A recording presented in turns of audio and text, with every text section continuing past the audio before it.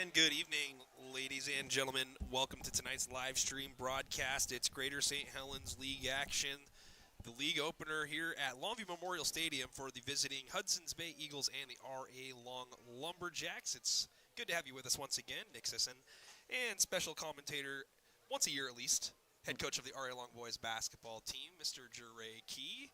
And, Coach, tonight we got a couple of teams out here that are looking to start off league with a win. You yourself know how important it is to try to get that first W when it comes to league play. And R.A. Long's hoping to have a quick memory from last week after losing to Centralia here at home 35-0 in I guess what most would say a pretty deflating performance overall by the Lumberjacks, especially in the turnover department last week, Coach. Yeah, I was over here at that game. It got off to a good start, kind of got all the way down to the goal line and a big interception there, and kind of took a lot of air out of the building right away and start the game off. So that was pretty tough. But start the year off. You got a league game. You can lose 2 games in a row that don't mean really anything besides just trying to get better. Sure. So this is when it really matters. Hopefully they've learned from their mistakes their first couple games, and hopefully they can see a better performance tonight. Absolutely. Hudson's Bay comes into this one 1-1 on the season, winning in week 1 against Stevenson, 40-24. And then last week took on a 3A opponent from the Greater St. Helens League, Heritage, and Heritage came away with a victory 47-0. So both teams having a tough week 2 overall, but that's the beauty of league play is there's 8 teams. They all play each other. 4 of them are guaranteed to win. Everybody in the league lost last week except for Columbia River because they took the easy way out and didn't play a game. Oh, okay. Yeah, I didn't see that one, but yeah, it's almost when you play these type of games and you're a team that's down there in the standings that people think it's a must-win game for you if you want to have a playoff hope. So either one of these teams that want to stay alive for the playoffs, when you play each other and you only get to play once, it's a must-win. So big game for both teams tonight, to be honest. 100%. I mean, you don't have very many games in the league that you feel pretty comfortable about unless you're like the defending league champions. Woodland probably feels pretty good about anybody they go against, Ridgefield as well, and you can even say the same for Washougal. But for both of these teams, this is a game that they definitely want to have if they're going to get to that 4-win mark, which is usually about how many that you need in league play. You'll have 7 games total. Winning record almost always gets you at least the 4 spot. This year that would be a pigtail game, but someone's going to represent the Greater St. Helens League from that spot. And I think that we're going to have a couple good teams throughout the year. We'll see how it goes. Obviously, you play deeper into the schedule and get better as you go. And both of these teams are looking to accomplish that here tonight. Hudson's Bay sent 4 captains to the field recently, Xavier Lyons, and then Rodolfo Partida, Caden Robledo, and Caden Wake. A pair of Cadens out there, just spelled differently. And looks like the Lumberjacks are going to kick off from left to right, and the Eagles, wearing white tops and white bottoms with yellow numbers, are going to move from right to left on your screen when we get started in just a few minutes. Let's see that. You want the highlighter? Yeah, something that stands out. Yeah. Couple guys out here. Couple gentlemen. Yeah, a couple basketball players I see. Okay, all right. Yeah. Some say those basketball players might be pretty good at football. I heard at least like one person say that before. Need to get more out, that's for sure.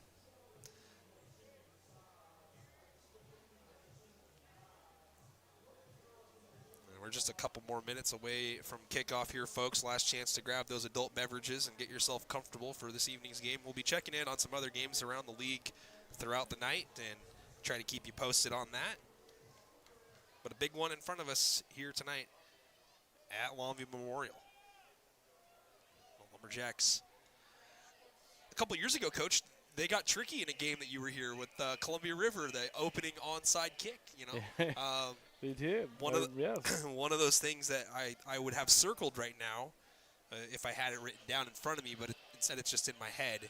But I have it circled, just in case anyone doesn't believe me. All right, here we go. Is he going to call it? I called the fake punt in week 1 with Kelso and Mark Morris. That was the only one I think I've been successful on. Notice how I'm tapering back on predictions. I haven't been, as right recently.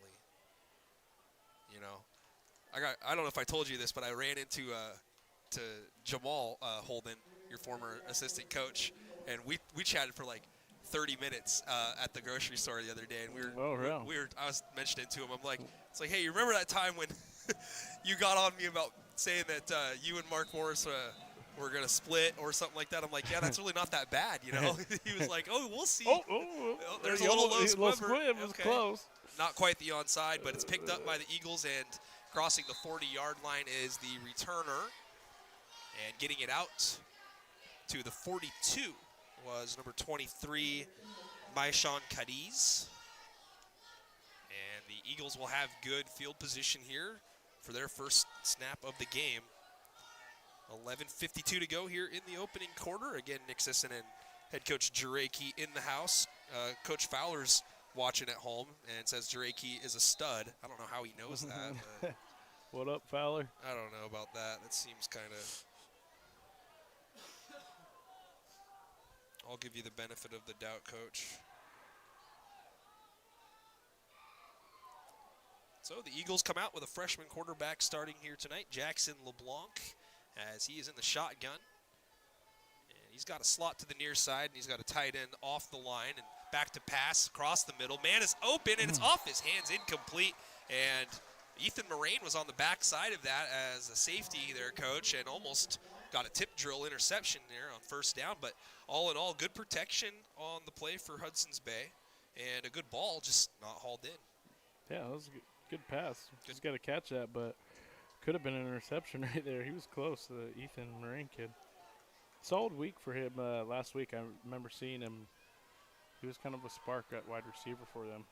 Second down carry does not go far.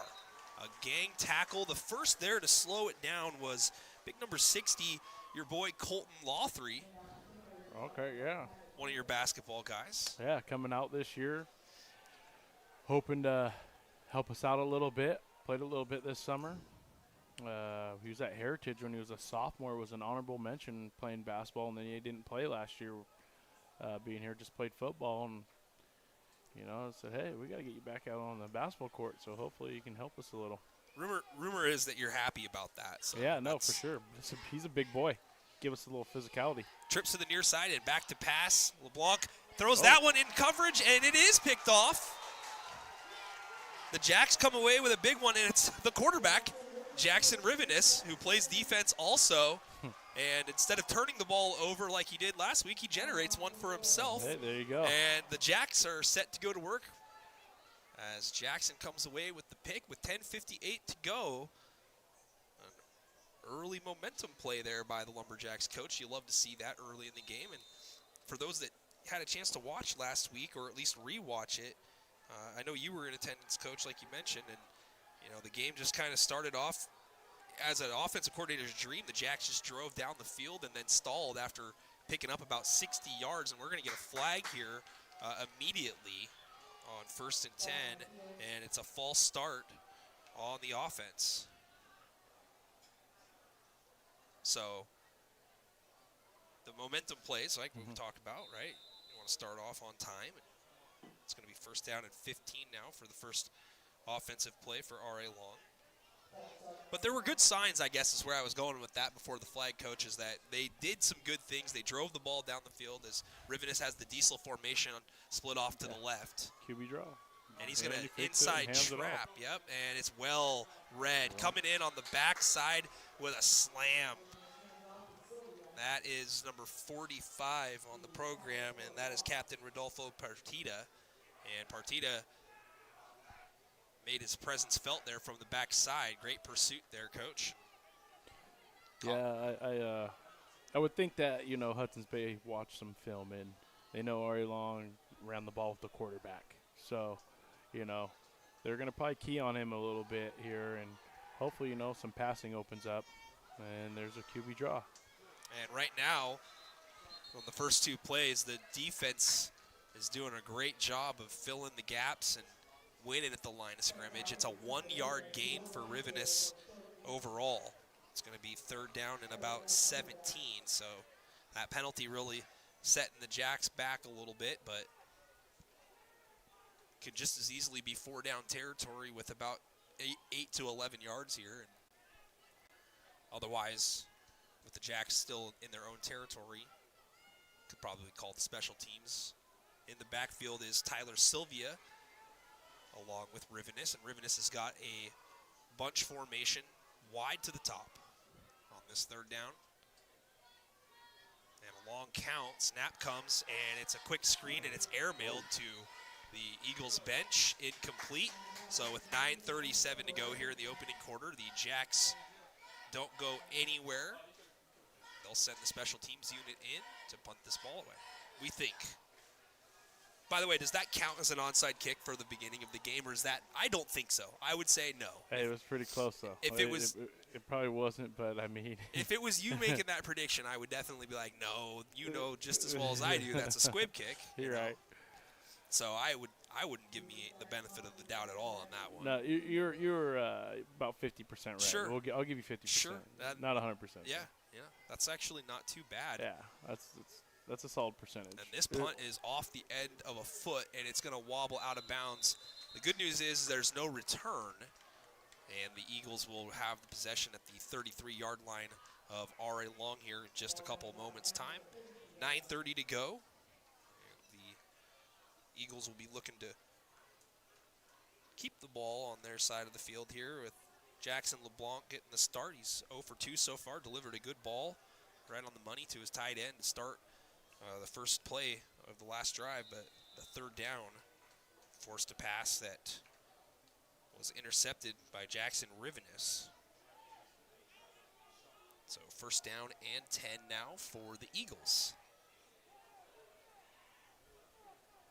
And it's going to be a zone handoff inside, and one man can't get there on a truck stick across the marker. It's going to be a first down run of about 13 yards.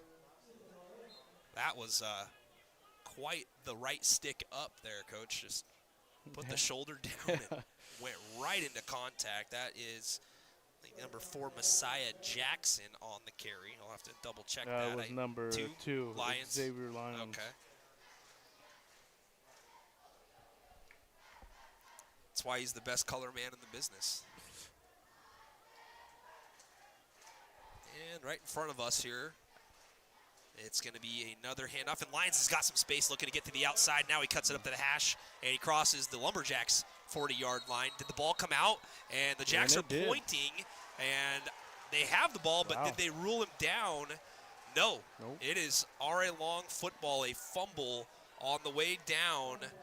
We won't have the benefit of instant replay for anybody here, Coach, but hard to see from this vantage point where that tackle was made and at what point the ball came out. I just trust the officials, and the Lumberjacks generate their second turnover of the first quarter already, and there's only been 3 minutes and 13 seconds played here. Yeah, for R.A. Long, man, I'll tell you what. Number 44, Wyatt Perkins, played basketball for me last year. Good-sized kid. He's playing tight end.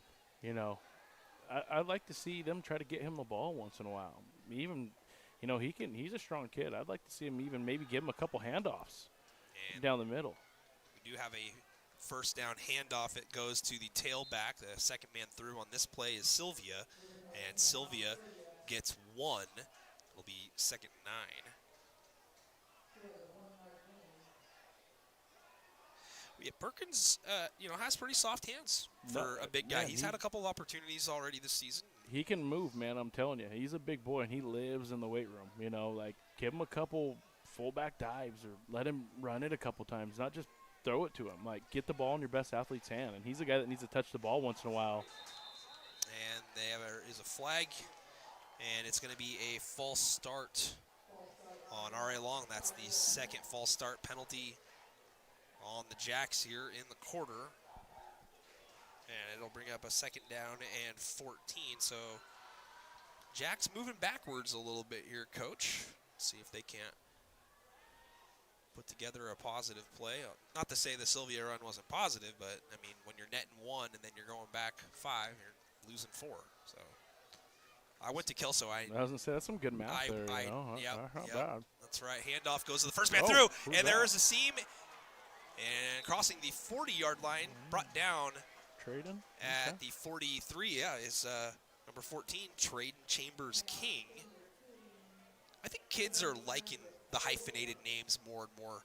You know what I mean? Like one will pop up one year. Kid will enter as a Smith as a sophomore. And by the time he's a senior, he's Smith Jones. Well, yeah, I had his brother, Chris King, Okay. played for me basketball. Hard worker, just their family, man. They're hard-working family. That kid's a hard worker, too. He played on the C team last year, and just the nicest kid ever. And he's a hard worker. But, football is actually his favorite sport, so I like seeing him out here, doing some positive things. Quarterback keeper, and it runs back to the line, and that's it. Gang tackle. Looks like the first there again was Rodolfo Partida. And it'll be 4th down, and they're calling it 5.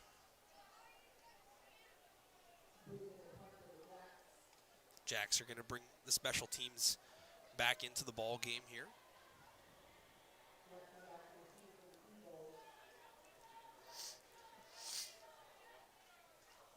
And the snap fielded, and a much better punt this time. That was a good one.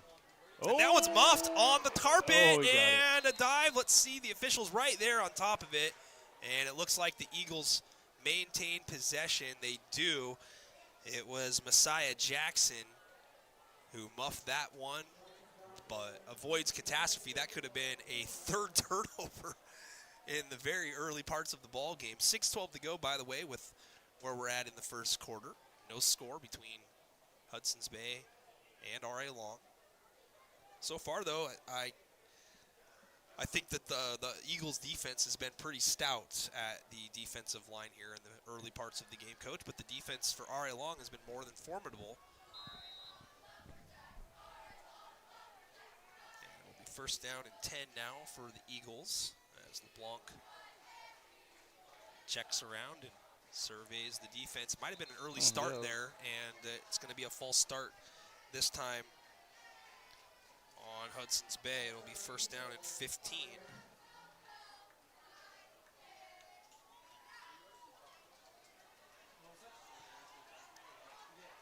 Vaughn came through today. He's down there someplace watching the game here. Oh yeah? Better tell him to go find Zyshawn. I think he said he did. Yeah. Oh, I think right.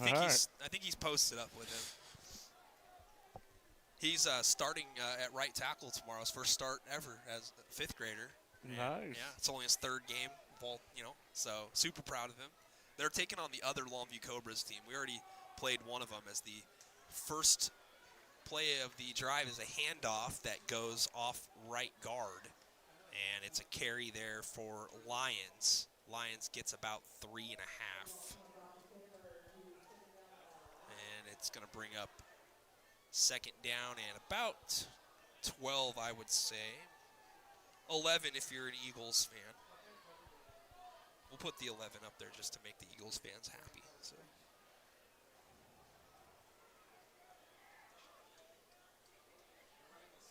Shotgun again, and this time it's Rodolfo Partida to the left of the quarterback, and a big hit by Rivenus in the middle right away in the backfield. Then we've got an extracurricular going on over there at the 20-yard symbol on the far side. Neither player flagged for it, but a healthy battle to the ground, as we would say.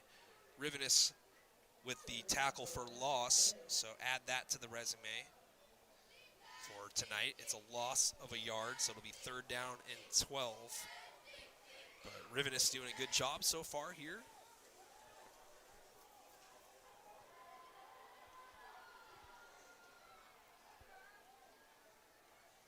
Back to pass. Across the middle, nearly intercepted.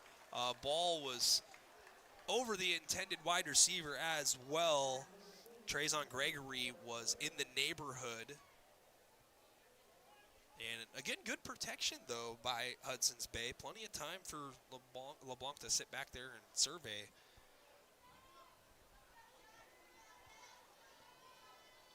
It's going to bring up a 4th down and 12, so defense ruling the roost so far here, Coach, with 4:41 to go in the opening quarter. Yeah, they're trying to see who can establish the line of scrimmage. They're both teams kind of just trying to run the ball. Getting into about a 3rd down and getting about 1 pass each possession. So Waiting for someone to connect on something. That one only gets to about the 40-yard line. The official is going to mark it at the Eagles' 39. So the Jacks with great field position here to start this drive. Be their third possession. 4:33 to go, opening quarter. Hayden in the Facebook comment section says, "We love football, baby." Absolutely. We sure do. Hayden recently a father, just had his second baby. Congratulations to Hayden. Okay, yeah. Congrats. Coach Key here is expecting his fourth coming up. Got any final thoughts, Coach, on what you're expecting that hallowed day in October, we think? As a nice pass out here to the flat and a great open field tackle, though. It's Chambers King with the reception and Jonathan Melendrez with the tackle.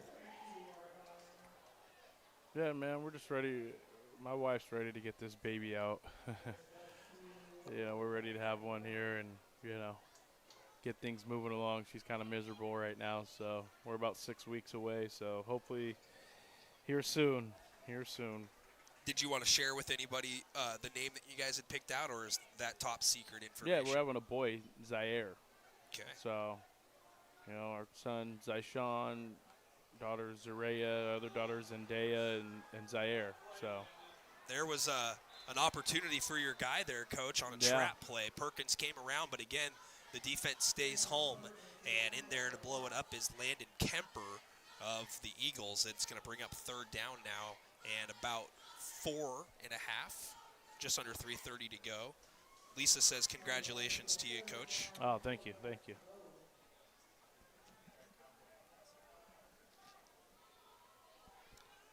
Yeah, they got to get.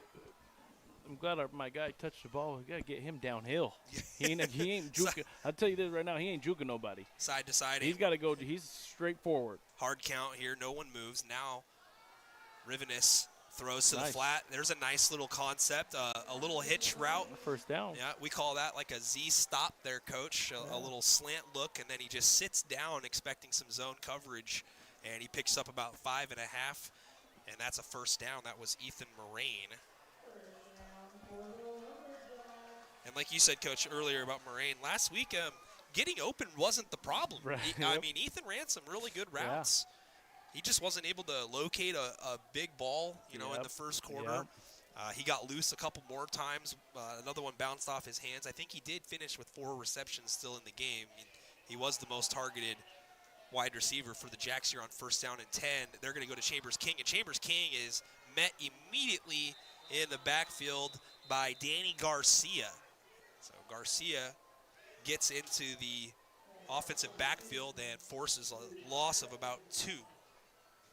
Second and 12 upcoming here with 2:12 to go in the opening quarter. Still scoreless here at Longview Memorial.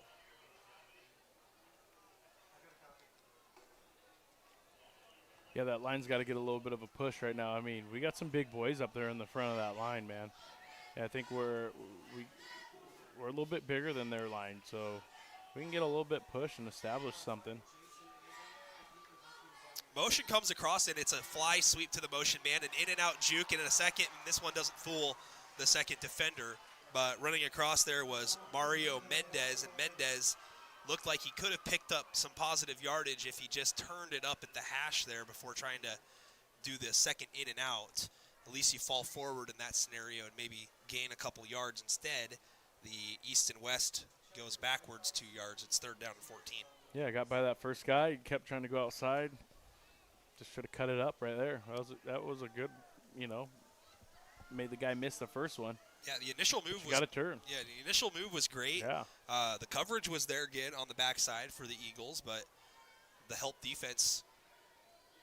Good job so far tackling by Hudson's Bay. I'm very impressed. And we've got a fake handoff and a flat throw out to Perkins, and Perkins does cut it up there. And Coach, look at him extend the ball like a veteran. I mean, he thought he was right there at the marker, but he's going to get an extra yard or so for his efforts. You love to see it as we're at 40 seconds to go now here in the opening quarter. The Jacks are going to face a fourth down, and we're going to call it 5, but it looks more like 5.5. 5.5 here.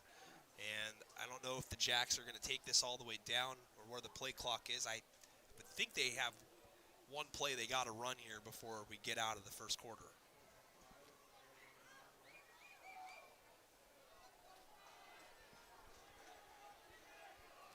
And the Jacks do go for it. They got a slot at the top, and a single back is Sylvia. As Rivinus is in the pistol, and we've got a whistle and a flag. So on the near sideline, I think we might get a official that's saying a timeout before the delay game. Nope, they're going to go delay a game. Dang. So it's a 5-yard loss. That's huge. Yeah.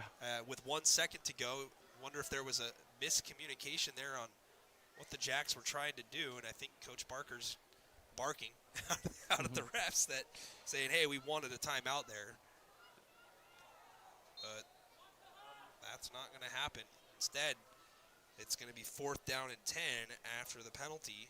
The Jacks still in go-for-it formation. Why wouldn't you be? Lane Oberlo isn't out there right now, so. For the record, for those who don't know, Lane Oberlo is a pretty good field goal kicker here at RA Long, who hit a 46-yarder. Doesn't say he's got to hit one a couple of years ago from pretty deep, yeah.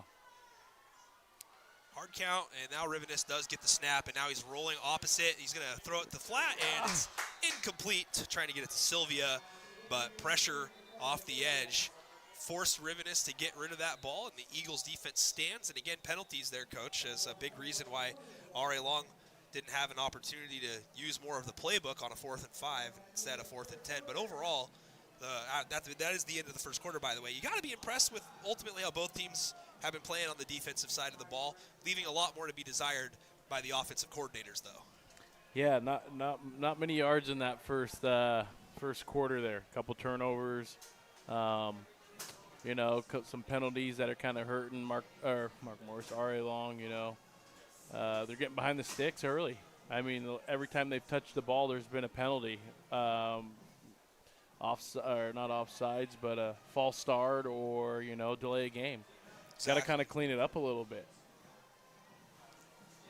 2 turnovers forced here by the Lumberjacks in the opening quarter. A interception by Jackson Rivinus, and Rivinus also with a TFL, tackle for loss.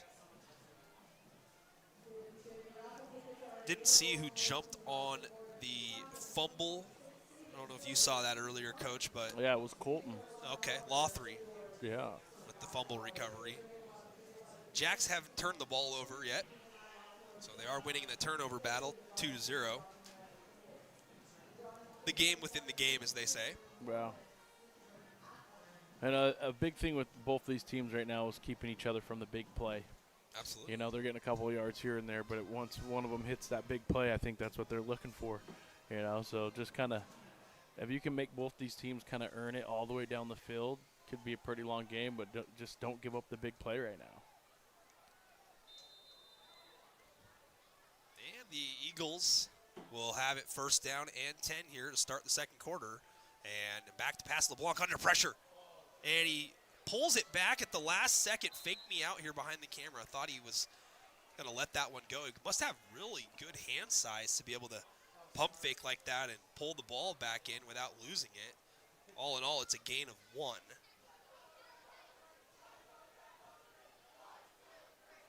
Yeah, Colton had him right there in that backfield, too. He kind of slipped right away from him.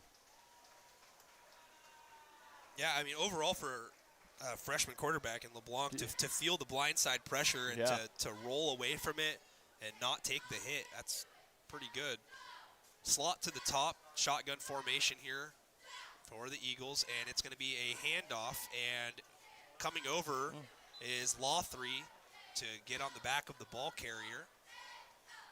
And a little shove there. Lothry got pushed off there by Partita.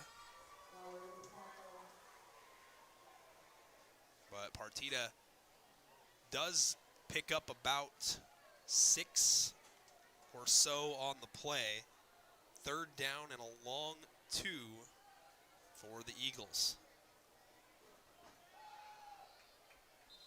And some whistles and a flag and a false start. That's going to put the Eagles back. It'll be 3rd down and 7 now. Clock running here, second quarter. Under 10:30 to go in the first half.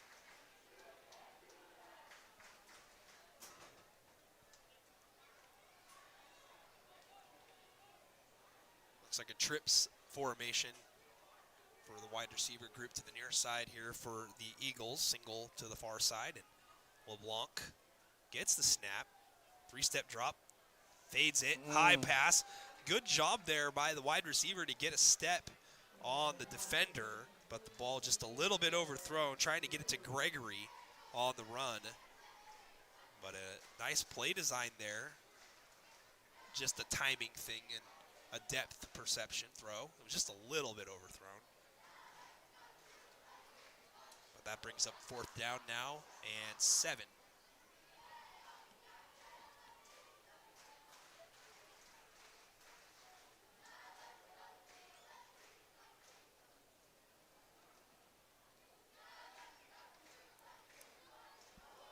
Last punt went about 20 yards for the Eagles. Hoping for a better one here, and it is. And on the run, this one bounces out of bounds at around the 35-yard line, and that's exactly where it is spotted. It'll be 1st down and 10 for the Lumberjacks at their own 35.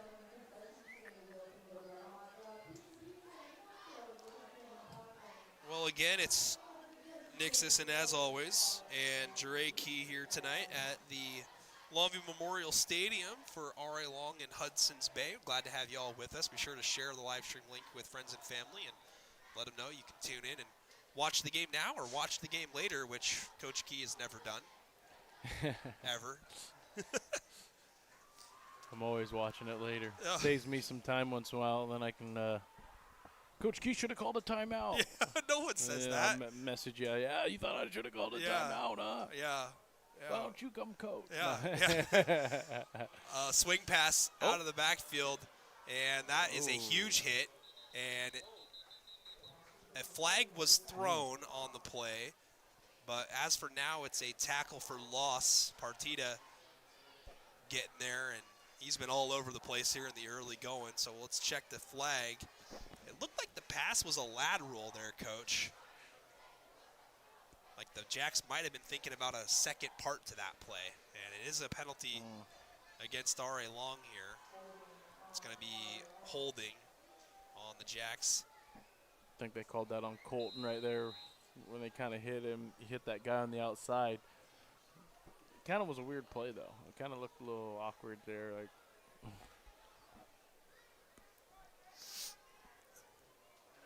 I've never once said you should call a timeout.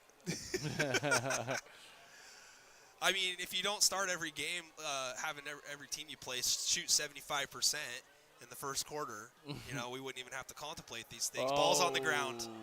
And let's see, Eagles say they got it. And they do. Yeah. So they were trying to run a fake motion sweep and then go to the running back or the fullback there. I couldn't see who it was they were trying to get the handoff to after the motion came across, but the first Lumberjacks mistake cost them dearly. Great field position now for the Eagles.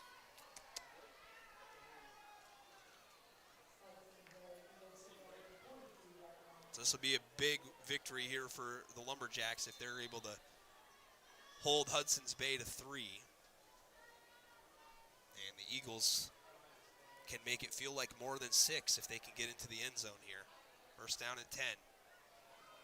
And it's a high snap, but it's handled, and a run play goes inside, and a good run crossing the 15 down to about the 14 is the ball carrier.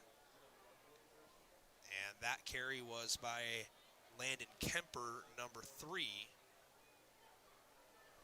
So after call it an 8-yard gain, it'll be 2nd down and 2. Excuse me. Ooh.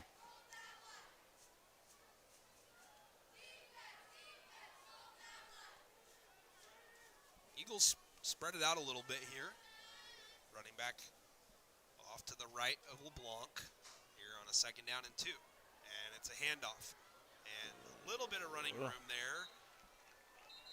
And some extra whistles Oh. And I think the running back got up and tried to run into the end zone, thought he might not have been down, but the officials say, yep, you're down. And it's going to be a first down. It'll be first down and goal from about the 8-yard line here for Hudson's Bay.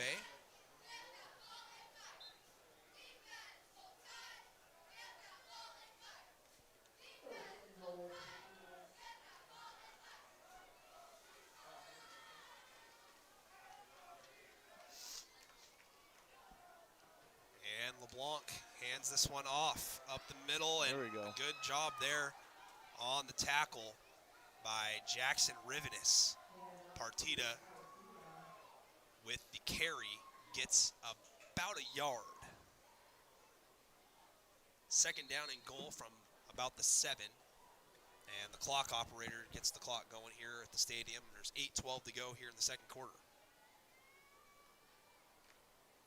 Kelly Van Fleet says in the live stream comment section the Jacks need to get a push up front, kind of what you were saying there a couple minutes ago, Jure. Yeah, definitely, man. They got some size. They just got to get a push, for sure. Run play up the middle, getting closer to that goal line. Will be marked down at around the 4. Colton Hurt. That one was number 2, Xavier Lyons on the carry. Or White's hurt. White Perkins. So Perkins appears not happy with something. Say he got hurt on the last play? Yeah, it looks like he's grabbing his wrist. That's what I saw too on the way off. And he is writhing. High snap, fielded, and great pursuit on the backside. There's Jackson Rivenis again, you know. 4th and goal upcoming now for the Eagles. Jackson Rivenis, man. Not just a quarterback coach. Yeah, it's a very rare you see your quarterback playing middle linebacker. You know, I've watched Trey over the last few years. If he played quarterback, he was a safety. Back in my day when I was young, watching Adam Perry play, you know, they played him at safety. You know, you might see a quarterback at safety, but not middle linebacker. Right. You know, Jackson's a pretty tough kid, you know. And, you know, being limited bodies. Oh. Movement up front. It looks like it's going to be half the distance to the goal going the positive way for Hudson's Bay. It looked like that was Cooper Edgman that couldn't hold his ground. And it is half the distance to the goal. Still 4th down and goal, but it'll be from the 2-yard line. Let's see if the Eagles are opted to do here formation-wise. It looks like they're going to leave Partita on the sideline, the big back, on this 4th and goal. I was going to say, what do you think? You're going to run it? I think this is the right play call here. You spread them out. You got nobody covering the slot right here, and you might get a timeout. Yeah. Actually, there's a flag for delay of game. Wow. Oh, no. A flag for delay of game now. And let's see. The officials are getting together. It was the back judge that threw the flag, who always does for. And now they're going to say a timeout, Hudson's Bay. So no flag. Coach Parker was going to be incensed down there because he was trying to get a timeout earlier in the first quarter when they were on this side of the field getting close on a 4th down. But ultimately the penalty went against him. Problem Child, I don't know if you know who that is. That Jake Paul says, tell Key I said hi. Problem Child wants to say hi to you. Problem Child. Yeah, Problem Child. Yeah, he's on YouTube. So identify yourself. I'm trying to think who's Problem Child. It's probably one of my players I had. Zyshawn? Yeah, it's probably my son. I tried out for him. Oh, dang. He cut me, sadly. My bad, man. Oh, yeah. Probably should have kept you. Yeah. Yeah. Well, Preston Price. Yep, Okay. I know who he is. Oh, way to go. Yeah, at least you know. I like the name. Hey, man, you had some heart, though. I'm going to give it to you. I remember you, Preston. A little short guy. Kind of fiery. Played hard. You just had a really good team during that time. 4 wide receivers spread out. A pass. Threw it. And it's off the hands. Incomplete. What a route. They ran what's called the whip, Coach. They ran the whip from the outside, they go in like you're running a slant, and then they turn and go back outside. And the ball was delivered, and it looked like that the reception would have been made for a touchdown based on where it hit the receiver's hands. That's a big play there. The Jacks come away with a stop and throwing it on 4th and goal from the 2 there, Coach. Yeah, a couple drop passes on some positive yardage for Bay. I'm almost starting to think that's why they're running it every time. I mean, these two teams are similar, man. Doesn't seem like they're catching the ball much outside or anything, and just trying to break one loose on a run. If I remember, I think that they're 2-2 in the last 4 between the teams. So they've played some close games as we got a direct snap. Rivenes just looking to get out of the shadow of his own end zone, and he does just that. The ball is going to get spotted out at the 5-yard line. It'll be 2nd down and 7.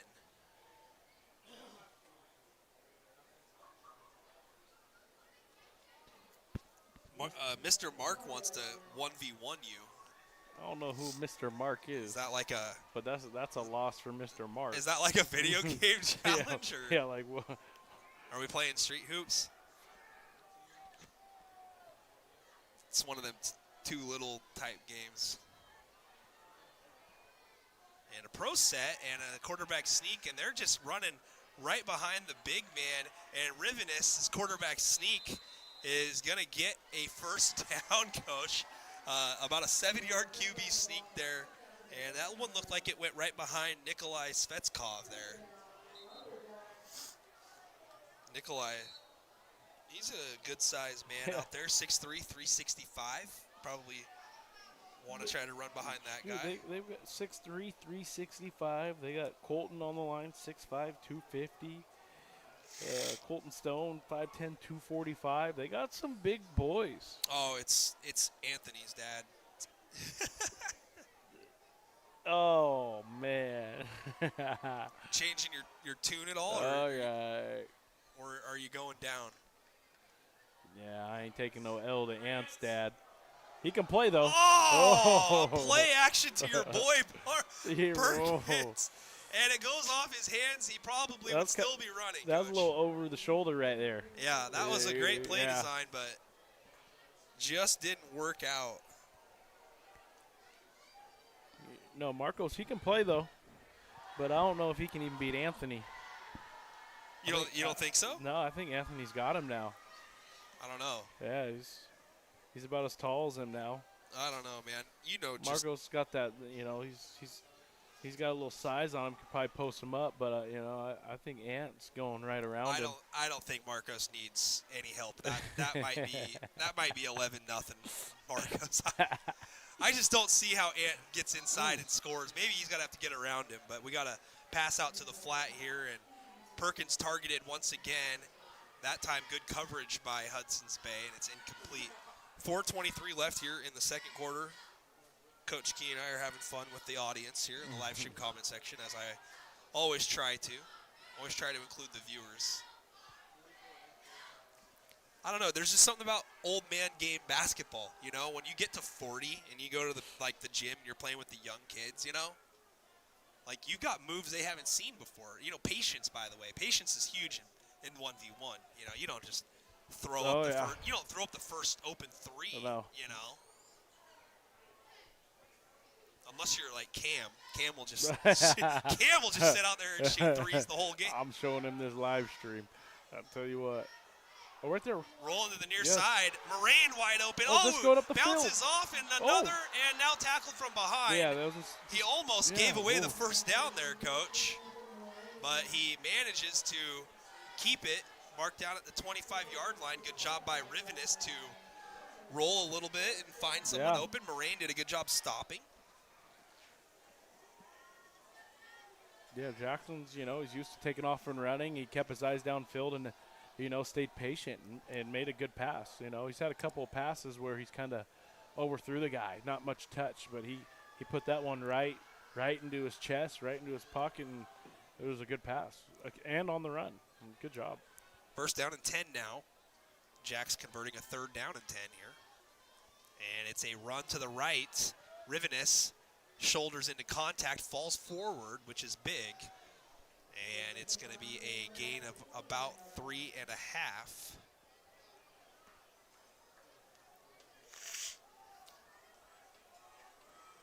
Second down and 7, we'll call it.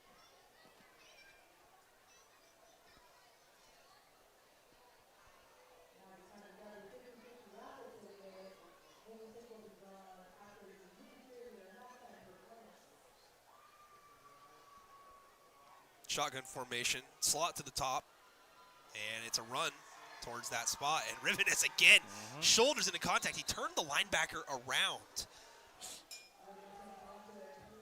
Good thing there was some more support there for the Eagles, but Rivenes running hard at contact, picks up about 4.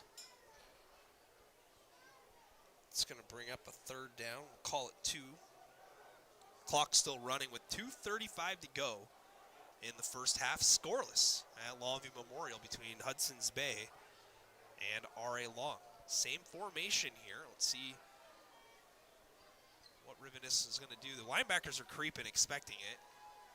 And instead it's a handoff, but the linebackers were expecting a run of some kind up the middle, and it's a loss of 2. It's going to bring up 4th down. The Jacks staying conservative there on 3rd down and keeping the clock running. According to the scoreboard, the Eagles have 2 timeouts remaining, and someone's going to use one right here to stop the clock, and it's going to be Hudson's Bay. That'll be their second charge timeout, so 1 remaining with 2:02 to go in the second quarter, and it'll be 4th down and 4. We're going to step aside here for a quick moment. We'll be right back. Edward Jones is a proud sponsor of Longview Kelso Athletics streaming on N2 Media. Call financial advisor Ryan Littlefield at 360-916-4650 or visit him at 911 11th Avenue in Longview for all your investment needs. Edward Jones, member SIPC.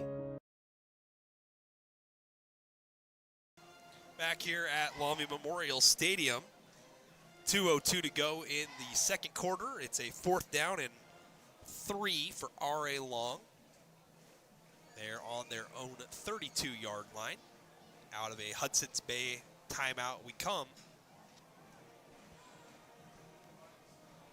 Competitive ball game here so far, Coach. You love to see it. Yeah, I'm thinking it's gonna be a low-scoring game, and I think that it's gonna come down to a team that doesn't make some big mistakes, near their end zone. Either team's really moving the ball, but a crucial turnover or a fumble on the opposite side of the field can really cost you the game in this one right now. The Jacks call a timeout before the snap. Head coach John Barker saw something maybe he wants to talk about here.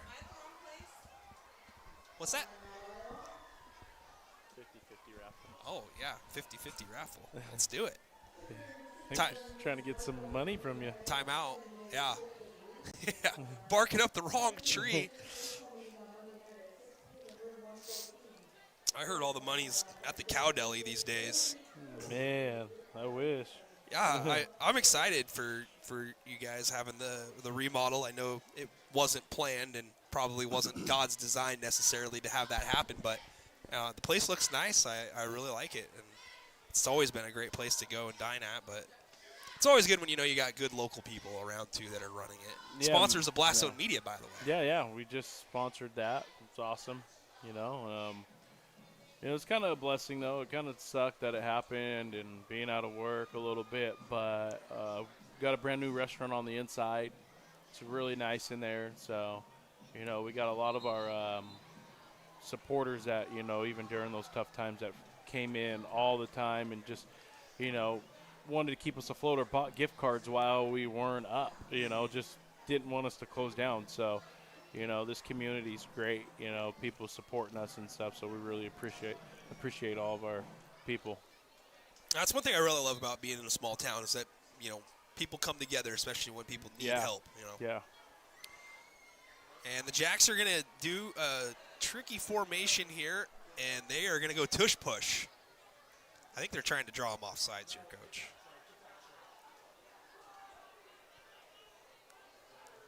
in tight on the action, and I think they are, yep.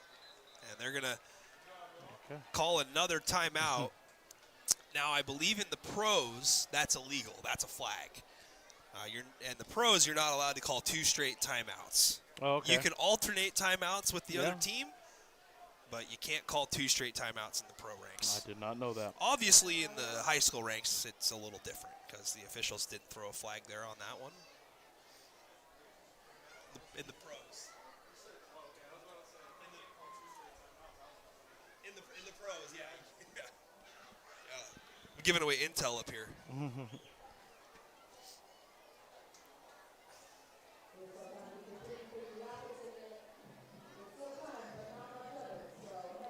So we've been here on this spot for quite a while. Both teams trading timeouts. It's been about 6 or 7 minutes or so of real time waiting for a 4th down and 3. The defense is the way they've been playing, Coach. I mean, Arlong gets the ball to start the second half. Maybe go for it, you know? maybe just, hey, it's the 3rd game of the season, Whoa. you know? It's time to start throwing the kitchen sink around. That's tough. Or maybe a bathroom sink at least, you know? The Jacks come out, and they might actually punt this ball away. And they actually do, and it's a wobbler off the right side. Did he touch it? And this one might be live. He touched it. It's picked up by Chambers King, and it looks like they're What's saying, the call? I haven't seen it, but the Lumberjacks are pointing that they recovered it. And the refs hasn't. And I haven't seen a signal from the officials either way, but the Eagles offense comes out.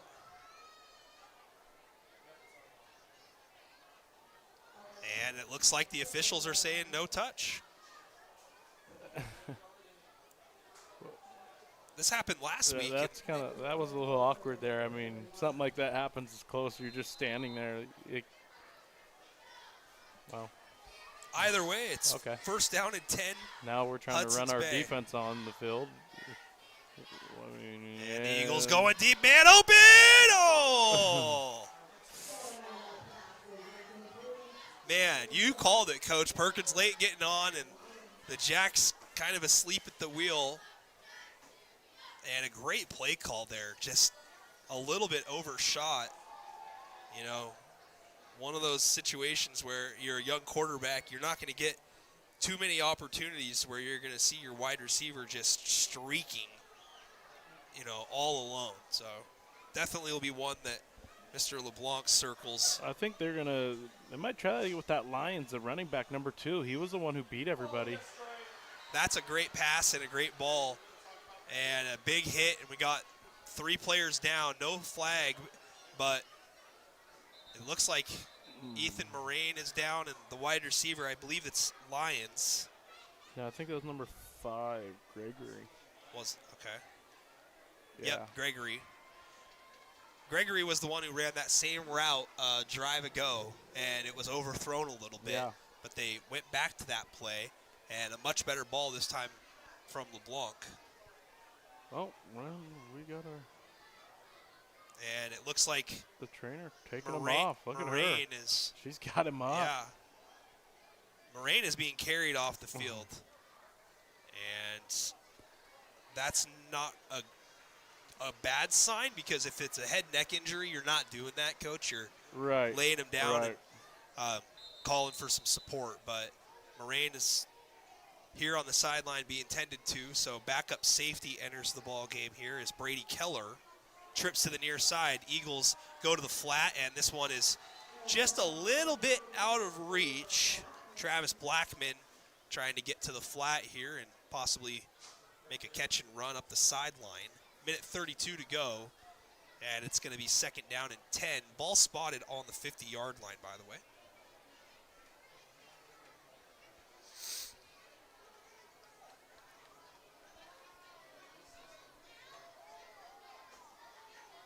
Eagles opening it up a little bit here, and the Jacks still with 1 timeout after all of that on the special teams play. Hard to believe. Keep an eye on number 2, the Lions kid, the running back. A wheel route up the near sideline, underthrown, and it's way underthrown out of bounds. Behind behind the intended target, Blackman. Looks like we've got a score update here. Oh my goodness. Mark Morris is winning against Columbia River 10-0. Oh my God, a Longview team has the lead for the first time this season. That is incredible. We're in progress. We're making progress, you know. Yeah. Lothry trying to get to the quarterback, can't do it. Number A ball one delivered again. nice on the money throw there. Great route across the middle. And it looks like Blackman, third time's a charm, as Blackman gets it to the 29-yard line. And the Eagles elect to go hurry up. They're back to the line, ready to run a play. Trips to the near side. And LeBlanc with plenty of time. Throws. Underthrown, intercepted. Great job there on the hook coverage in the zone. That ball was way underthrown. That is Corrigan Booth, I believe. Freshman. Yeah. Is that 8 or 9? Number 8. That looks like Corrigan Booth to me. Yeah. Second freshman that I've seen out there for the Lumberjacks, and Booth makes a play with 1:03 to go. Booth. It's a classic last name. Yeah. Yeah, him. I've seen him a lot in the Brady Keller. Keller, yeah. Keller has good measurables, and he looks like a kid who could run, too. I'm excited to see how he progresses. See how aggressive the Jacks want to be. They do get the ball to start the second half. And Keller's going to get in here on this offensive play. I think Moraine is... I actually know the kid 15, and his last name's Kell, but Kell? I wonder why it says Keller. They added an ER in the court. I don't know. Yeah. He's a fearless kid, man. Freshman, been starting the last couple games for him. Watched him play last week. Sticks his nose in there a little bit. Rivenis buying some time, rolling to the right. Good, go. And he's going to keep it and runs into contact. The flag is down right behind the 20-yard marker. It'd be a gain of about 9, maybe 10, but we're going to check on this flag. It's in the area of maybe a hold. Yep, it's going to be a hold against the Lumberjacks, so this one's going to back them up from the spot. So it'll be a loss of 7 overall based on where that flag was thrown, unless it's a half the distance foul. They got it marked down at the 9-yard line.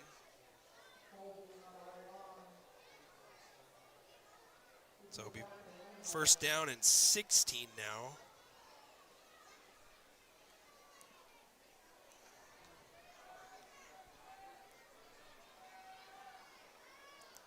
Rivenis.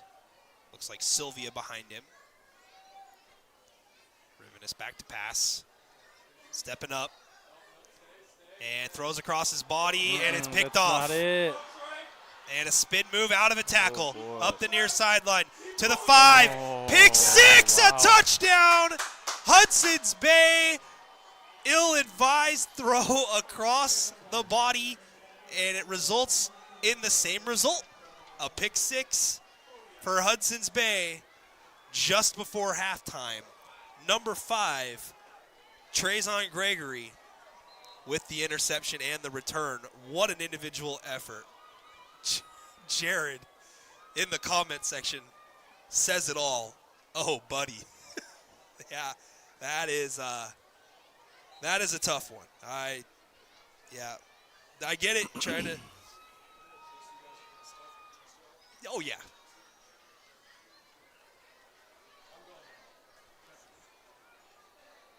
Well, Coach. Yeah, it's one of those balls where you just got to eat it and live to play another down. 12 seconds to go, and that happens. Yeah, for sure. Low snap, kick is up, and it's put up and good. 7-zip, Eagles after the pick 6. That one returned about 30-ish yards or so. Deja vu for the Lumberjacks. Yeah, that's tough, man. I think I get it with Rivenis. He just wants to make a play for his team. When not a lot's going and you're just hoping to break one big play and make something happen. But you got to learn from, the other games, when you're on the run and throwing across the body like that. You know, it happened in that game before, and he threw a pick in the end zone that got took back, and it was the same one there. You know, it's kind of tough, you know, and just kind of learn to eat it, like you said, or throw it away. But, you know, the last time when he made that pass to Marino, he kind of threw the same exact ball and made a good throw, and you know, was hoping it would happen again. But Marine was like 6 yards in front of him at that point. He was wide this open. one was like 25 yards downfield, and we're lofting it. There's no zip on it. You're not holding down the button. You know what I mean? Right. It's just one of those situations. 100%. You know, I get it. A quarterback wanting to make a play, Yep. and I love Jackson's tenacity. I think he's one of the toughest quarterbacks that Arlong has had. You know, in the last couple seasons for sure.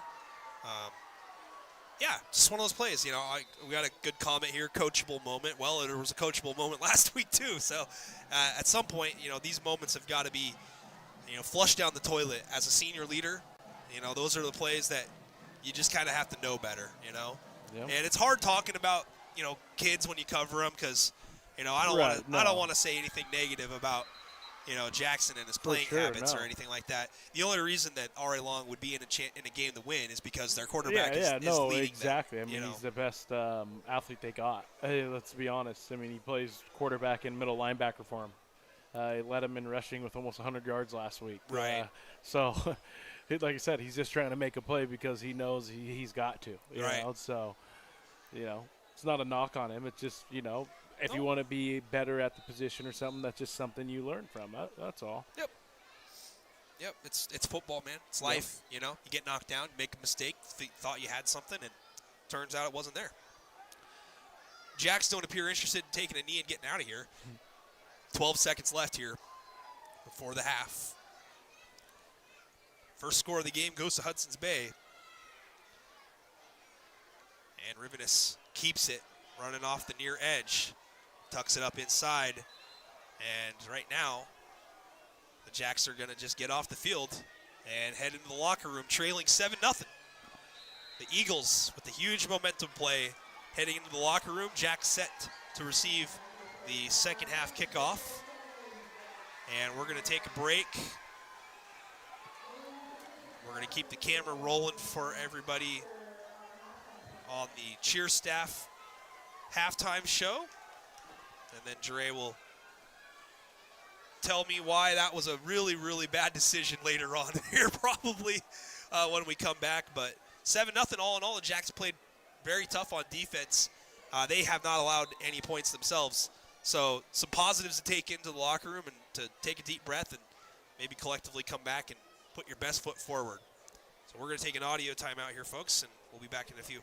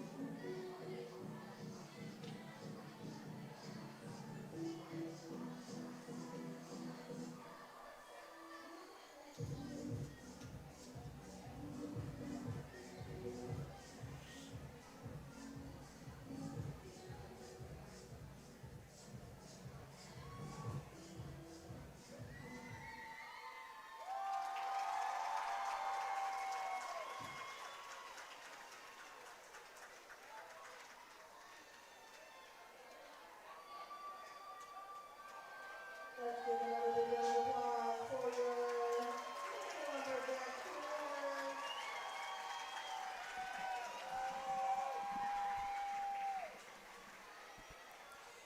right.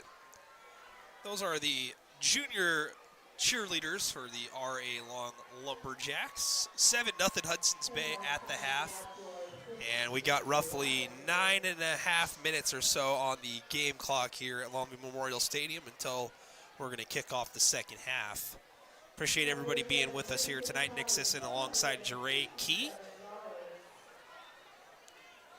We're just hanging out here, getting set for the second half of football. A tough half for both teams, at least from the offensive side of things. The defenses, though, are feasting. The Lumberjacks coming away with 2 turnovers forced. And on the other side, though, Hudson's Bay came away with a big one just before the end of the first half, a 28-yard touchdown on an interception return to the house by Trayzon Gregory. Put Hudson's Bay on the board late. And the Jacks, obviously, probably not too happy being down at the half. But all things considered, it's just a one-score game, and anything can happen from here going forward. These two teams played down to the wire last year, with R.A. Long winning on the road. A missed field goal attempt by the Eagles was just off the mark, and the Jacks survived and won their second game of the row, or in a row, before coming home playing Hawkinson, whom they will be playing next week, I believe, on the road.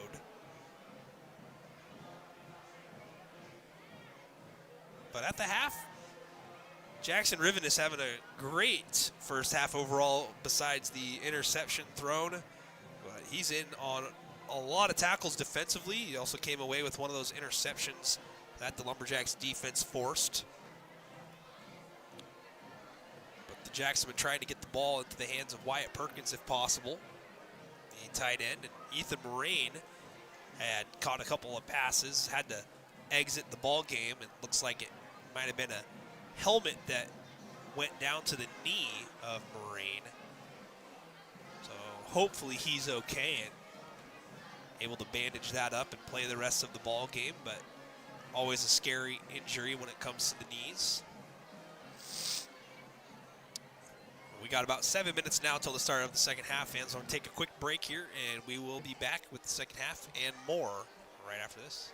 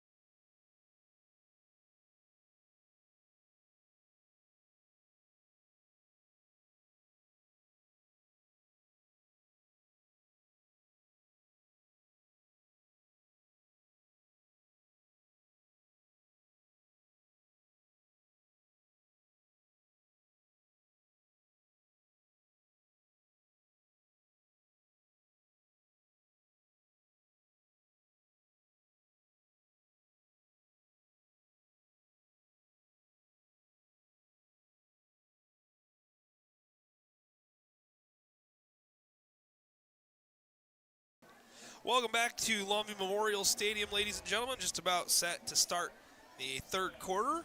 R.A. Long set to receive the second half kickoff. Nick Sisson and Jure Key here with you for tonight's ball game.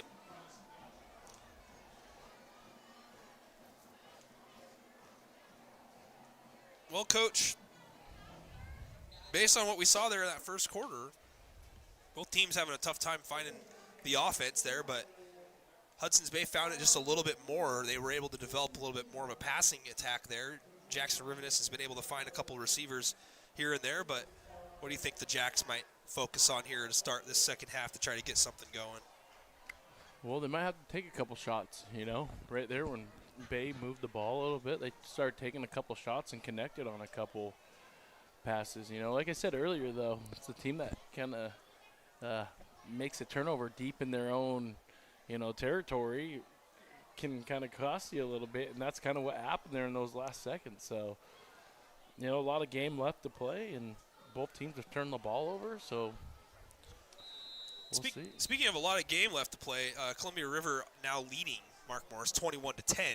Oh, wow. There's the jinx job by yours truly. And this one's kicked deep, end over end, and it's a good one into the end zone. It'll be a touchback out to the 20. I mean, River opened everyone's eyes up with that win against Seton Catholic in week 1. And, Mark Morris able to get on top of them by 10. And now all of a sudden down 11 on the road. Mark Morris might be staring 0-3 right in the face as well.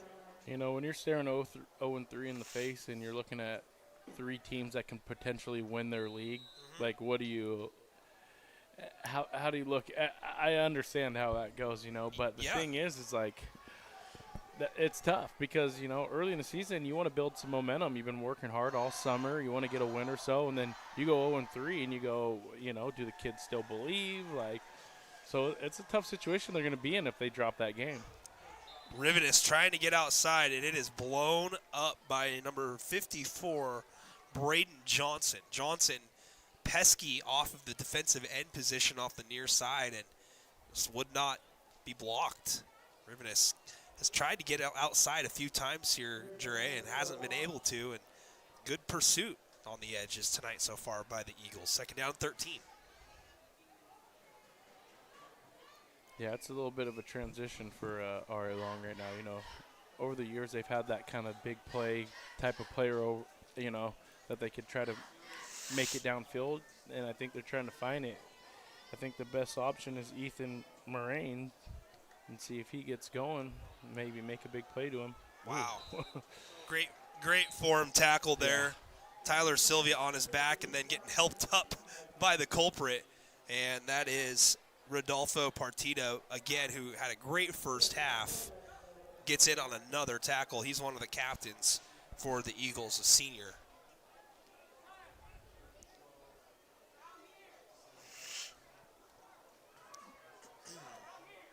I don't think that I have seen.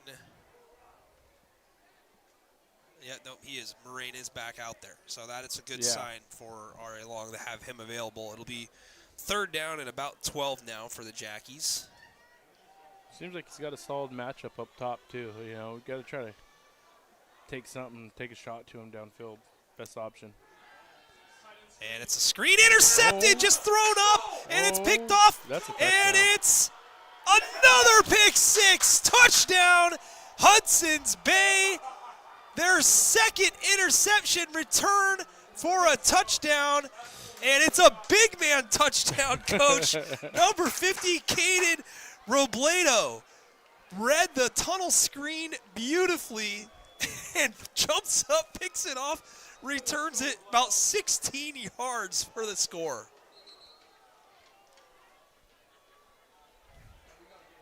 Wow. That was a big boy, too. Oh, my goodness. I wonder what size that kid is. Big. Yeah. Big man. Once he caught it, too, he was moving. He knew what to do with it. He tucked it. And did you see him, keep his foot down, And he just dove and extended it across the line. There was no denying that young man. He is going to go to bed and sleep really well tonight after that, Coach. He's just unlucky that there's not a dance social that they can go to after, because everybody would be talking about the interception return that he just had. Not to overlook what Mr. Gregory did earlier, too, because he had a pretty good individual effort. The extra point is up and good, 14-0. Hudson's Bay, with 2 defensive touchdowns, lead it here. Yikes. So far, the run game has really been non-existent here in this one, and now trying to go. I mean, you got to credit it, right? It's a good play design, but the offensive line peeled immediately after the snap, and great job there by the lineman Robledo to read. If the lineman, sure. If the lineman you make called it it easy, out. You're like screenplay. I didn't even see it. Yeah. Like I just see him kind of tossing it there, and when you said screenplay, I kind of looked and seen it in the middle of the field, and the guy jumped up. Kid's a big kid. I don't know. He looked 6'3", 6'4". That's a big boy. Yeah, they don't list. They don't list height, the height and stuff. and weight on the. He's one of the biggest kids I've seen out here on the field, so I'm wondering.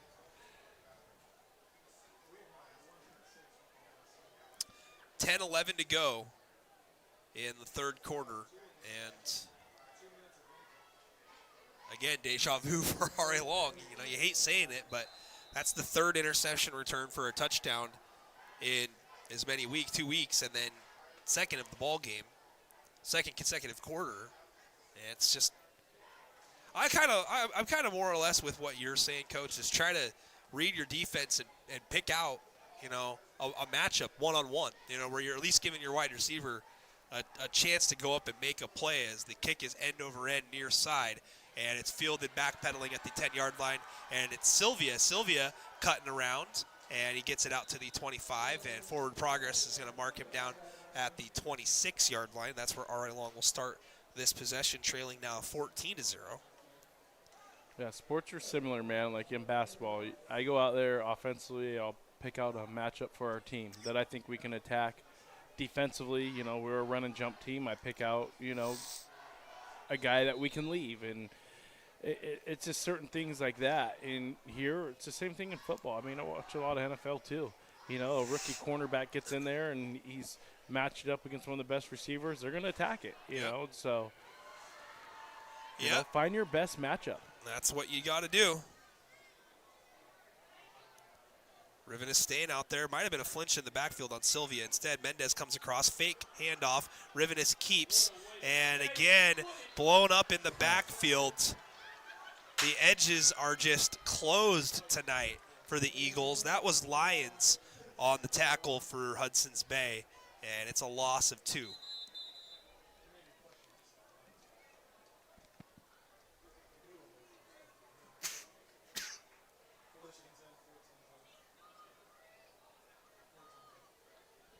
It'll be second down and 12 now for R.A. Long.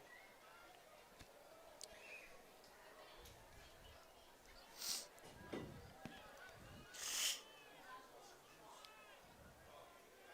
2 running backs here in the pistol. And a handoff goes to the first guy. And positive run there by the Jacks. Gain of about 3. That looks like Chambers King with the carry, and it is. It'll be third down and 9. Coach, a hot topic here in the comment section from previous R.A. Long head coach of the boys basketball team, Kyle Fowler, says, time for a change. We need a strong athletic department. Care to build on that? Or remain anonymous? Yeah, no comment. Yeah. It's a tough situation, It is. I could go in on this topic for a good half hour probably, and we could really try to hash it out. I'll just say this, there's a lot more than just football, right, that goes on here at R.A. Long High School and in the athletic department. I'm an avid supporter of Coach Barker. I think that Coach Barker does things the right way. He's a good teacher of young men. He's a teacher in the classroom as well. And we've seen R.A. Long have some good athletes over the last 4 or 5 years. They've won some handfuls of games along the way, but, we could talk all day about guys in college because they played for Coach Barker, like Tremaine Jenkins, like Jamon Harris. Now, a couple of those guys might have found their way there regardless of who the coach was, but Isaac Rothwell was looked at as a guy. Sean Mize got some looks. And then a fake run behind the defense, and it's dropped by Ethan Moraine. Catchable ball. Catchable ball, yeah. But, there's a lot of things, I guess, what I'm saying, that goes into the whole equation as to if you're going to make a change or not. I mean, if you do, what kind of impact is it realistically, going to have right away? I think that there would be similar results in terms of developing a team. And, one of the, I think the topics that really gets tossed around is the middle school division. When you got Monticello as a feeder school to R.A. Long, and you got Cascade, a feeder school for Mark Morris, and then Mount Solo. I mean, it seems like the lines are pretty blurred on where those kids ultimately end up going, and it just feels like that the replenishments and the numbers are in Mark Morris's favor currently. I don't know if there's anything really to that, but here we are talking about it anyway in the third quarter of a 14-0 game where it sounds like it's 58-0 when it's really not. It should. Yeah, no, for sure. No, it's just, a lot of involvement. I mean, you're in the high school and stuff, It's like with basketball over the few years, my first few years, I didn't have like mini jack teams going on. Over the years, Mark Morris has land shark teams they've had for 20, 30 years since Bacchus has been there. So, you got to get that type of stuff going on to kind of compete with these guys and get guys around. And, I mean, I'm not really sure what we have going on, as in how much our involvement from our high school program is to our middle school program. But I do know there is a lot of involvement from the Mark Morris side because they're posting it every day, so you see it come across your feed. Yeah. So when you see things like that, you're like, are we doing that? You just kind of question. People don't know, So, as much as people don't want to use social media and stuff, it's a powerful thing. This is this generation. Well, it's perception. I mean, I was sold on the idea that Mark Morris was going to be a powerhouse just based on how much they'd been in the weight room, right? How much they've been doing 7-on-7s and, having 4th of July barbecues, things that bring a team together. A lot of camaraderie as Hudson's Bay takes the ball. And it's fumbled on the ground, and it might have been recovered by the running back, but losing it just crossing the 50-yard line. Looks like Lions, Hudson's Bay, able to keep possession and move into R.A. Long territory at the 46-yard line. And there's a lot of things that come out in it, man. He's, Barker's head coach, but you have an offensive coordinator, you have a defense coordinator. Yes, you have the last call and everything, but, got to get kids out there. How do you get kids out there, People would think, hey, man, Coach Key doesn't let his basketball players play. I wish my basketball players would play. He's out. I wish my basketball players would play. If they ever say something about football or to someone about it, like when I had Trey over the years, I would, tell them, don't say a word if you're not out there competing. Like, you have to have, at least some toughness to get out there and do it. So if you guys aren't going to play, don't say anything. And, I wish guys would go out there and play. I played 3 sports. I want guys out there to play. But when your best athletes are walking in the halls in the school, it is also hard to win games, But you need to get guys out there. And somehow you got to find a way, This year I had to find a way to get a couple guys that kind of stopped playing on me back to play. And I talked them into it. I don't know. Maybe I got lucky or something. But you got to find a way. Sure. Handoff, and that one was nearly fumbled on the exchange, and you can tell that the running back was more worried about securing the ball there than taking on contact. It's going to be a gain of nothing. Lions will sub out here after that carry. It'll be 2nd down and 10. But, yeah, no, to your point, absolutely.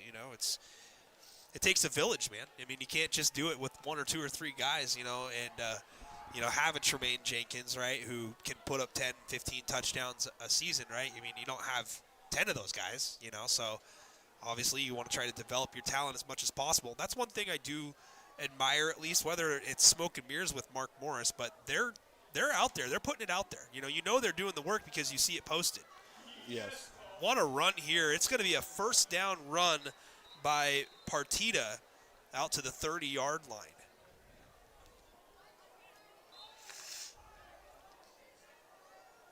6:30 to go, and the Eagles are driving now.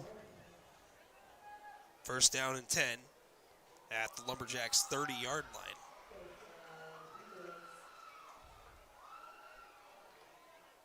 I will say this, though, Coach, it's a good thing to talk about it, to get it out there, to have a dialogue, to have a conversation, because I think that everyone needs to step back and just take a collective deep breath. I mean, it's high school football, it's not the end of the world, I can tell you this much, that the league as itself, as we got a short gain of about 3, by comparisons, right, I tread lightly with these comments again because we're talking about kids, but in the stratosphere of 2A football, the Greater St. Helens League is near the bottom in terms of statewide competition.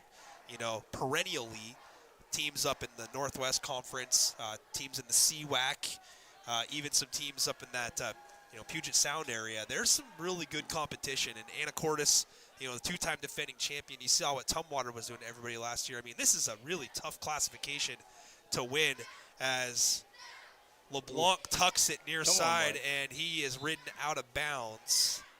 It'll be a gain out to the 23-yard line. It's going to be short of the first down, but a good scramble there.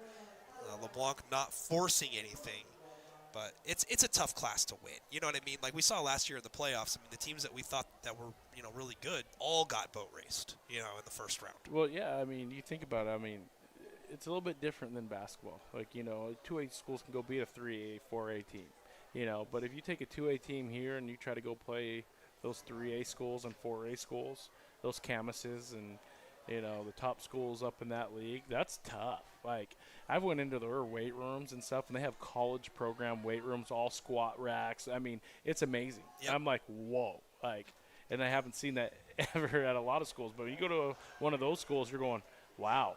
And it kind of makes sense on why their football programs are at certain levels because of that.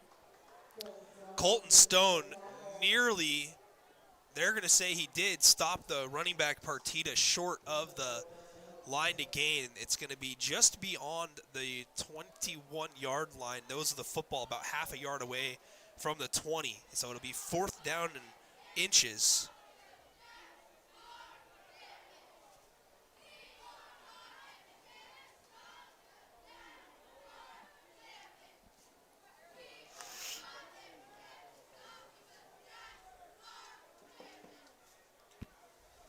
Running up, quarterback sneak, he's got it.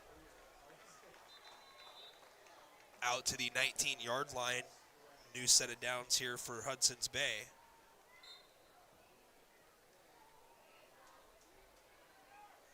.4:17 to go now, third quarter. 14-0. Yeah, Emily brings up a good point on the Facebook comment section. Says Monticello has some great athletes this year. Excited to see them when they get to high school. I do know that there are some good players coming up here from the 8th grade and 9th grade class when it comes to the RA Long feeder school. But with the transfer situation now, Coach, as you well know, I mean, it's the wild, wild west out here. There's a pass to the flat here on the near side that's incomplete. You just can't rely year to year on a guy staying at a program. And now, I mean, something could look good across the road or even further down the road. And Washington has approved NIL deals. So, there's money to be made for athletes now. The whole book has been completely just thrown open. And I'm not a big fan of it, but, hopefully it motivates guys to stay with their teams rather than leave them. But I find it hard to imagine that's going to be the case. Washington's giving out NIL deals now, huh? Oh, yeah, Washington's approved NIL, absolutely. Yep, yep. Thanks for letting me know that. Yeah. I might have to. Yeah, yeah. Through the deli. Yeah, the deli needs a spokesperson. Yeah. Hey, I might have one when I. A touch pass That's goes crazy. out of bounds. Oh my gosh. Yeah, you should. I Wow. think the kid who plays, I think his name's Sione Cahill. He plays for Lincoln of Tacoma. Jeez. He's a UW commit, I think. I'm saying a lot of I thinks. I don't knows Yeah. for sure, but I do know that somebody has an NIL deal currently in place at the high school level here. So Things are getting out of hand. exactly. I mean, come on. It's the Wild West out it's here. the thing that we're teaching, these young kids is, loyalty. Yeah. Where's your loyalty at? It's just college Yeah. too. What- These things, people go into families and try to get you, to come play for them and offer you all this and all, they put their job on the line and the kid will leave you the next year. There's just not a lot of loyalty in college hoops, whatever it is. And we're just teaching these kids the wrong thing when it comes to that.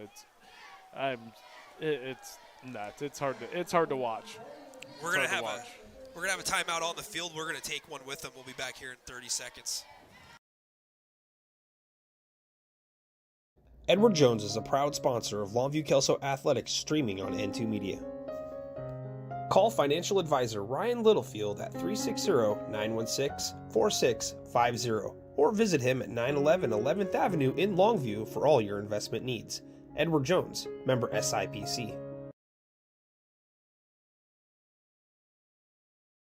Welcome back to Longview Memorial Stadium. 14-0 Hudson's Bay, and the Eagles still working with the football.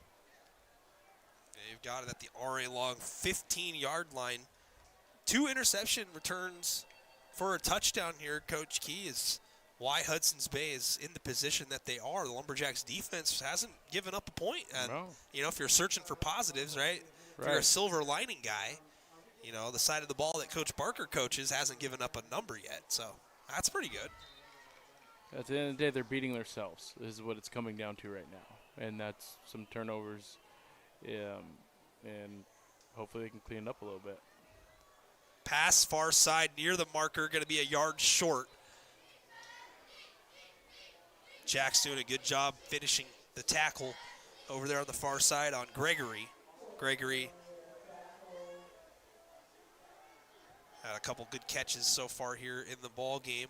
It's going to be 4th down and 2. So the Eagles facing another 4th down here on the drive. They just converted their one most recently on a quarterback sneak. A little bit further distance to go here, about 6 feet. We see him pass in this situation here, Coach, at the goal line earlier in the first half on a 4th down and 2. Let's see. Let's see what they want to do here. And it's a handoff read beautifully, but Partita gets through and he's into the end zone. Touchdown Eagles. 11 yards out for Rodolfo Partita. 20-0. Hudson's Bay on top. On a 4th down, the Jacks defense finally gives up some points here. And Hudson's Bay feeling a little bit more comfortable here, Coach. Now leading it by 3 touchdowns.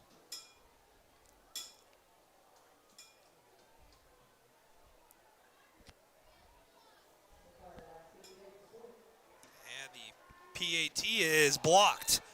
And it's dead right there. No points awarded for a return. So 20-0, it will stay. But Hudson's Bay with an 11-yard touchdown run with 2:46 left in the 3rd quarter. They lead it now 20-0.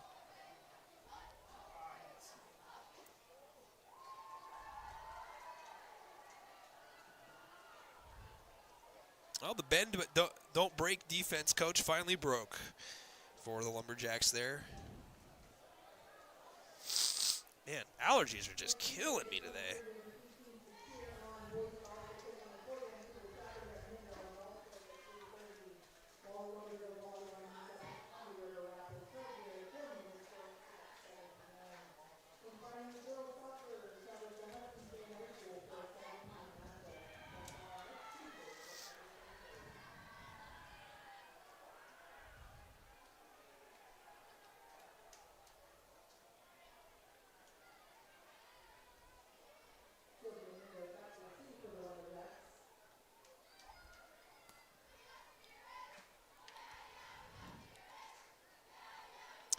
Brant McLaren will tee it up here for the Eagles as they lead it 20-0.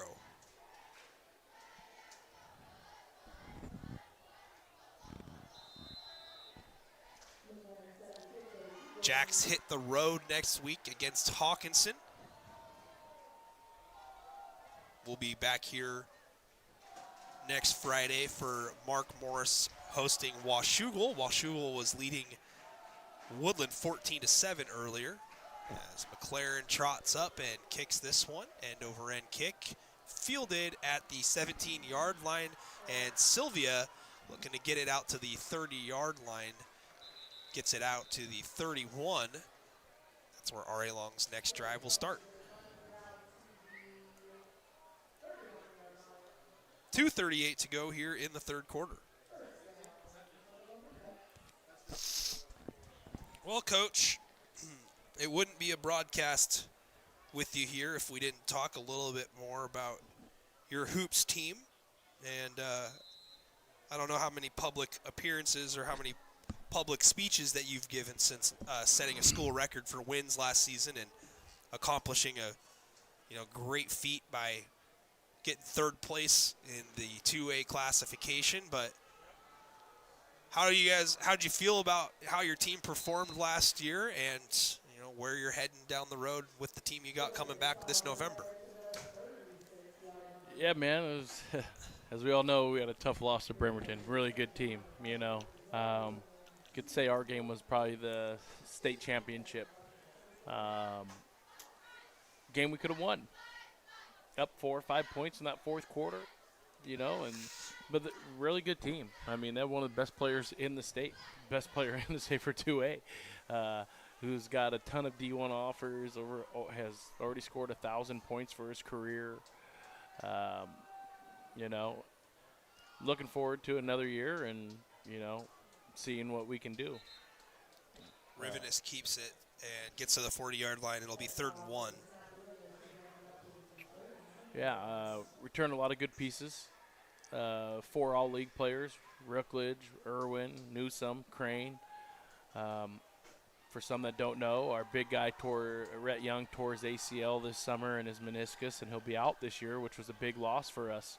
But we got some guys that come back in a good younger class with Cash Code Tez, and, there it is. The C's part for Rivenus, and he's tripped up from behind by Gregory. And a first down run. Nice play there by Jackson. But, yeah, we think we're going to be in that top still, man. I mean, we lose a guy, but I think we're going to compete. We're going to be right there.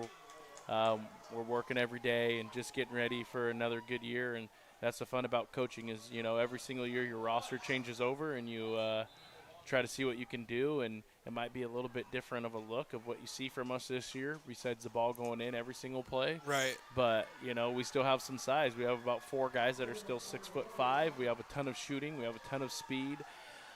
So, I'm excited for the year. It was a great season. It was a lot of fun. Obviously, losing a game where, like you said, is the de facto state championship, it's hard. I think that, the coolest thing about how things ended up going for you guys as Sylvia goes around the opposite end on a handoff and gets maybe a yard, but it's bouncing back after that loss and taking on a Sela team that had its way with Columbia River in the quarterfinals, and Columbia River ends up finishing 4th in the tournament. You guys end up getting that 3rd place spot, but Sela was a heavily feared team with some scoring in the backcourt as the quarter comes to an end, 20-0. R.A. Long will have a 3rd down and 7 here in just a couple of moments, but. Yeah, I mean, the Sela Vikings, they had some size, right? 6'8", 6'9", and you mentioned Rhett Young, and he was playing with a broken foot during the tournament. A lot of people don't know that. For about 3 weeks, he had like one of them Eli Manning injuries, right on the top of your foot, where you bend forward. Credit for Rhett to tough it out and stuff, but you challenged him taking on Jonathan Wright and Jair and Alexander Finnegan Tate or Alexander, the couple 6'8", 6'9" guys that they had for Sela. And you said, hey, man, this is where you're going up against another true big man. This is your chance to shine. And even though he was a little bit lame on the foot, he came out, put together some good moments in that game. And, your senior leadership really helped out with Peyton and Trey in that one, taking home 3rd place, setting a school record for wins in a season, highest finish that the school has ever had, known as R.A. Long. That's a tremendous accomplishment. Yeah, thing with Red actually had a broken foot for almost 2 months.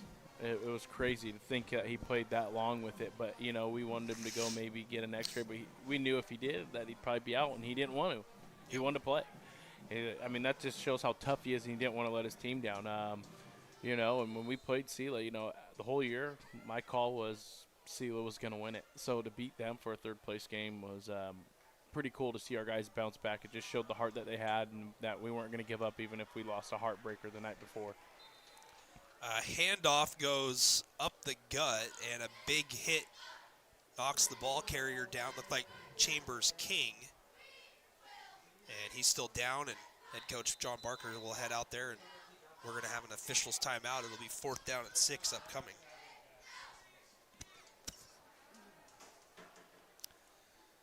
Well, it's obviously a big loss, Coach, you know, not having the league's player of the year from a season ago and a guy that you expect is going to develop and get better. Oh, yeah. know? We were expecting some big things out of him, man. That kid, he's gotten massive over this this summer and stuff.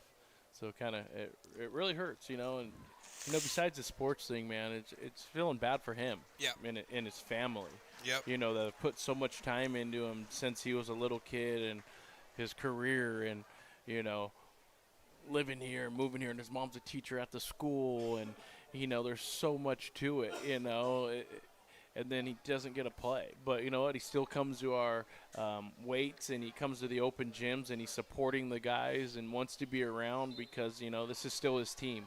You know, so it just says a lot about him and his family, about him still being there. I mean, it could be easy for him just to sit at home and not want to be there, but he cares so much about our success over just him. Just shows how special of a kid he is. Well said.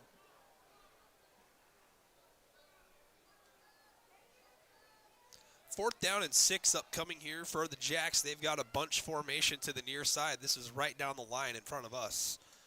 Single wide receiver to the top. Looks like a rain, but it's a pump and a flush up the middle, and Rivenis ends up gaining 2. But it's not enough. Hudson's Bay will take over at their own 37-yard line. First down and 10 with 11:11 to go in the ball game.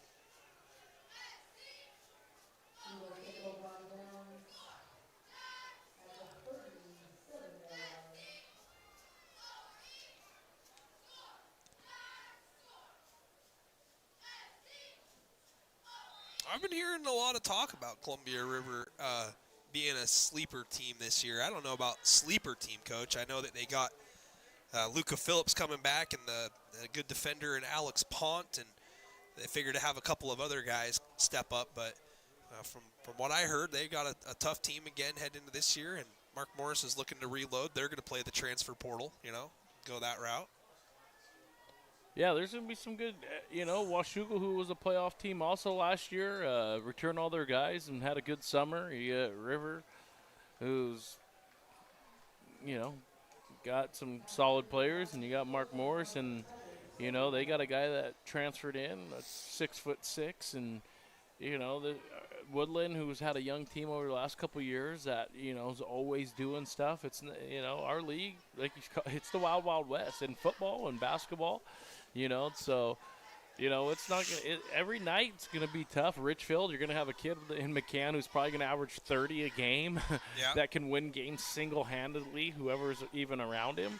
So it's going to be a very tough season. And, you know, we're excited for it, you know, to see what we're made of. And I think some teams think that, you know, we lose Rhett, that they're going to overlook us a little bit. And – you know, that's okay because, you know, at the end of the day, you know, we're always hunting. You know, we're not complacent. You know, we last few years, you know, we played a Linden to go to a state title, lose by 2. You play a Bremerton, you lose, and both teams win it. You know, we've been knocking on the door, and, you know, we're ready to kick it in. Yep. And we have the team that can do it. So we're just going to keep putting our head down and trying to get better and hopefully win it. Taylor Kozad blitzing from the near side. They throw from the blitz, and the catch is made. Keeping his hands down and keeping the feet up is the ball carrier. It's going to be a gain of about 11, and it was Gregory on the reception. And the Gregory kid's had a solid game tonight, I'll tell you what. Yeah, he's definitely had a couple good catches. And he's had his name called a couple times. Yeah. I think that there's some good signs here for Hudson's Bay with Mr. Jackson LeBlanc, a freshman, getting the start here at quarterback. He started off a little bit shaky with the interception, Actually, 2 interceptions. But all in all, he's done a pretty good job of keeping his composure here and delivered some good balls along the way. Handoff. First down yardage. Big hit. The truck comes in and just bowls the rusher over. Hello there. Landon Kemper just got lambasted.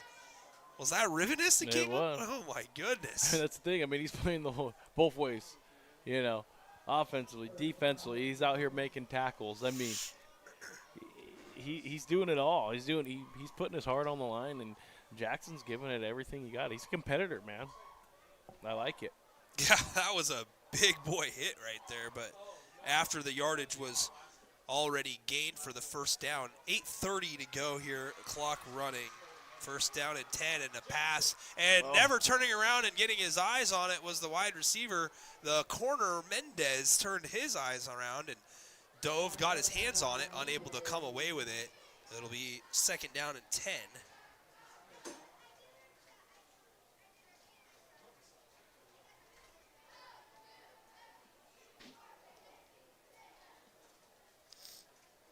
.8:22 to go here in the ball game. Hudson's Bay leading it 20-0.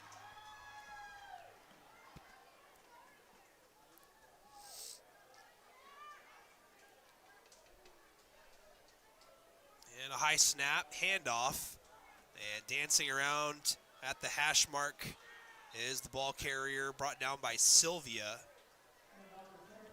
And it's Kemper with the carry. Gain of 3, maybe 4.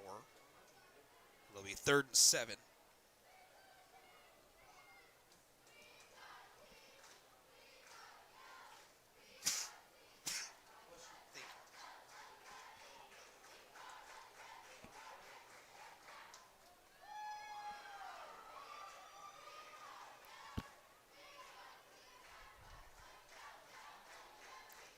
And the shotgun snap is a pass play, and ball lofted, wheel route open, but nearly intercepted. The safety coming over was Keller, Brady Keller.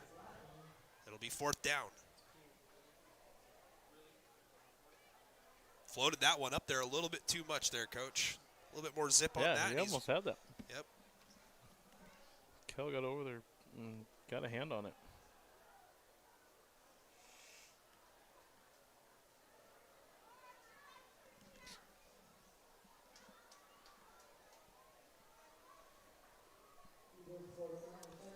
So 4th down now here for the Eagles, and with the 20-0 lead, they're going to leave the offense on the field here and see if they can extend this drive a little bit more. And some whistles pre-snap, and it's going to be a timeout, Eagles. It's going to be their second charge timeout of the half. They've got 1 remaining, 7:36 to go in the ball game. 4th down and 7 upcoming for Hudson's Bay. And again, we'll be back here next Friday. Washougal comes to town to take on the Mark Morris Monarchs. Kickoff at 7 o'clock. That'll be an important game for Mark Morris. I don't know what they're doing right now. Last I saw, they were down 21-10 to Columbia River. But, yeah, a huge game for them next week here at home because they hit the road for 2 more right after that. That'll be their 4th.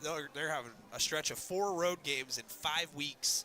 And it finishes up with Ridgefield on the road on the 10th of October. So that's going to be a critical game for Mark Morris.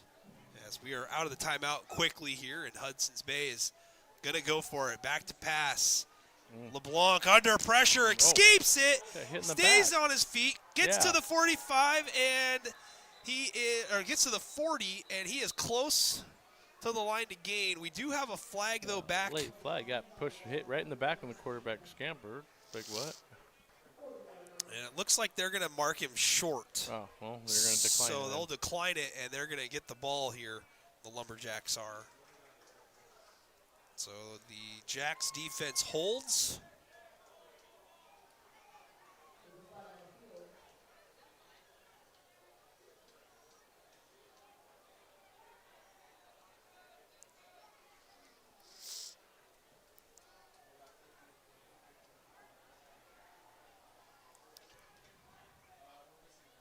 7:25 to go, and RA Long will have possession.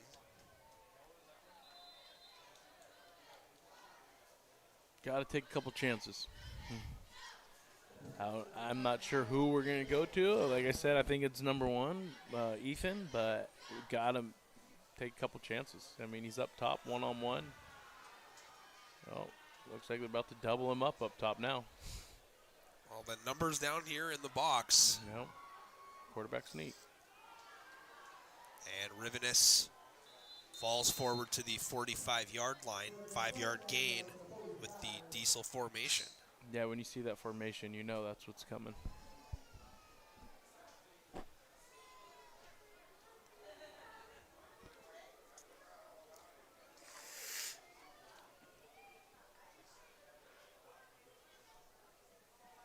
Second down and 5 here.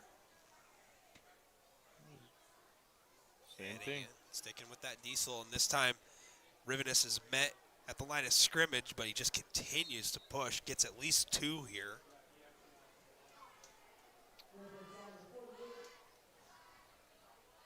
Third down and 3, maybe third and 2 even.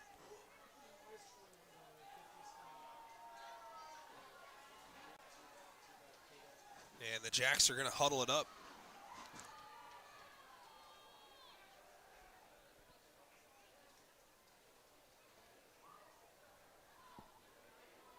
You know, being down like this, you know, it's too much time going off right now. Like, you got to try to score. Try to not just gain yards. Make something happen. Nothing to lose right now.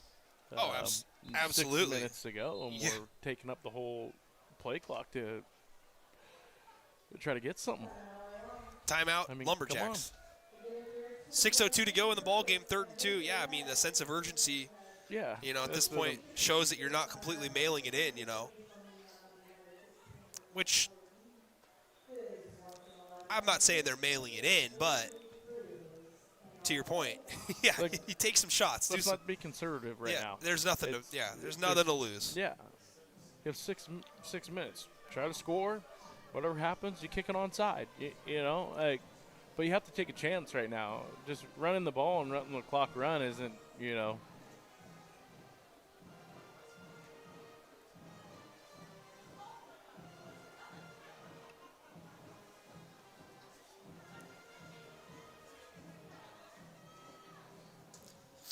Score update from across the river. Bellarmine Prep leading Kelso 24-7 at Kelso right now. Toledo leading PL Willapa Valley 32-6. So a couple quick scores there for everyone. Kalama defeating Kingsway Christian 51-14. A huge win for the Chinooks as we're back to action. Direct snap goes to Rivenus, and he's got to get to the 50. And I think he's going to get a generous spot here from the official, and they're going to give him the first down. And the clock didn't start till 6 seconds into the play, too.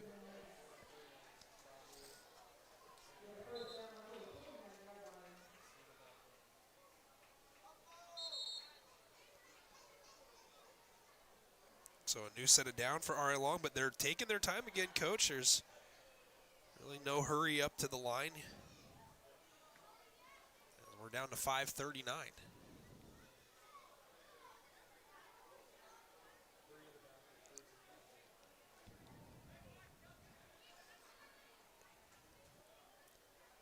Rivenus in the pistol. Got a slot to the near side. Handoff. Fake. No. Rivenus keeps it. To the flat. Perkins bobbles that one. Incomplete. Wasn't probably going to go far, but another ball that goes off the hands of an intended receiver. Second down at 10.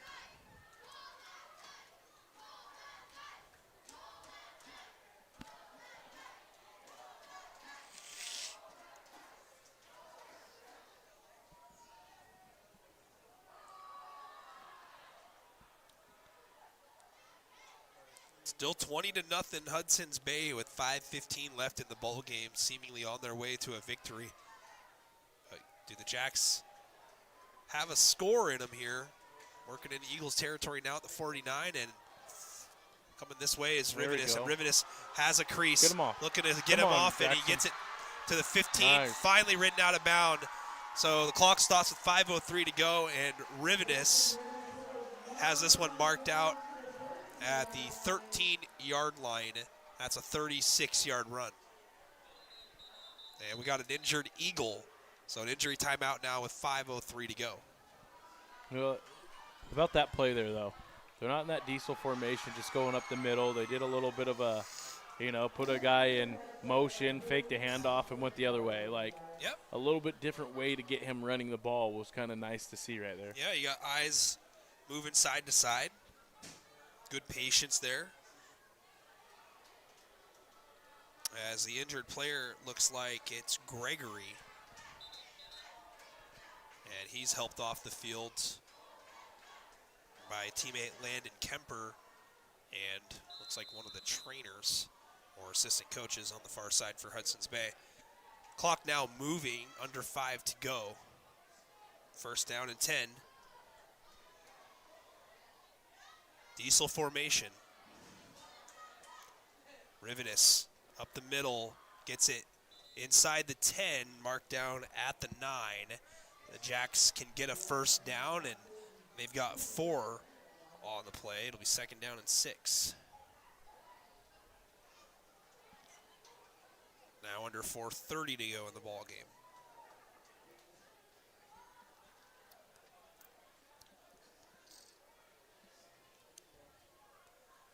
And again, they're going to go with the diesel formation. And Rivenis up the middle, close. There we go. He's gonna get Marked down at the 1.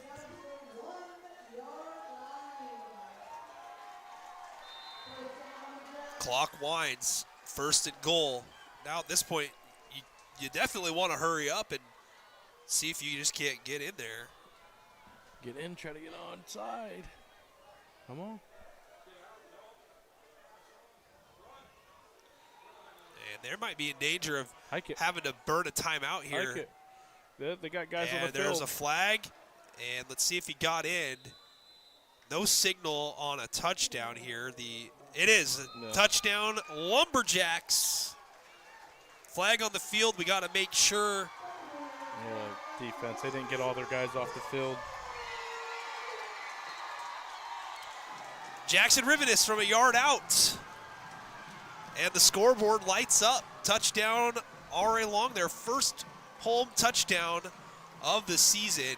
20-6. Eagles with the lead.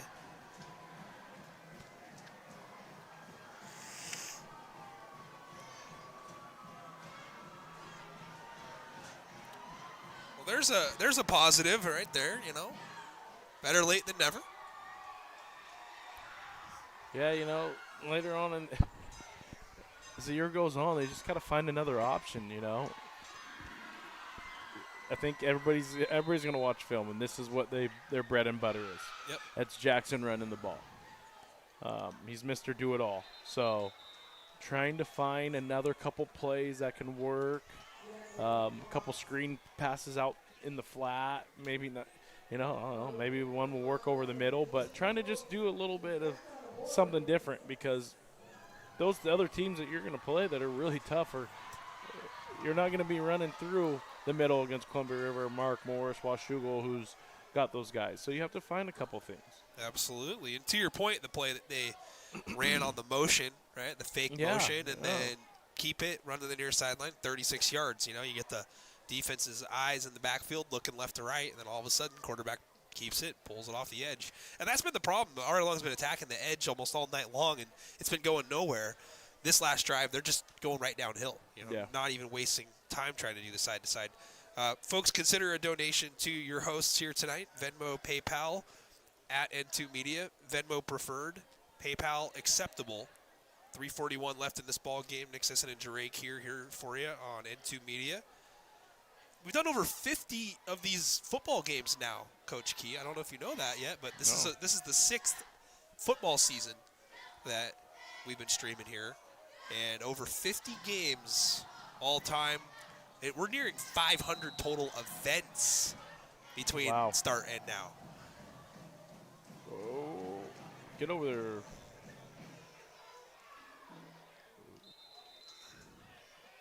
didn't get a good look at where that kick went. It looked like it went on the near sideline. It was covered up at the 18-yard line. Thought the Jacks might go a little bit more onside kickery there. At this point, you just kind of scratch your head and wonder if it was a miscommunication, if it was like I squibbed it too hard. But, I mean, down 14 with 3:37 to go, and you still got 2 timeouts. I mean, you're thinking you're going to go onside kick. I mean, you can burn your timeouts, I guess, and play defense and hope you get a short field and try for the onside later. No, 100%. I mean, why would you not? Like,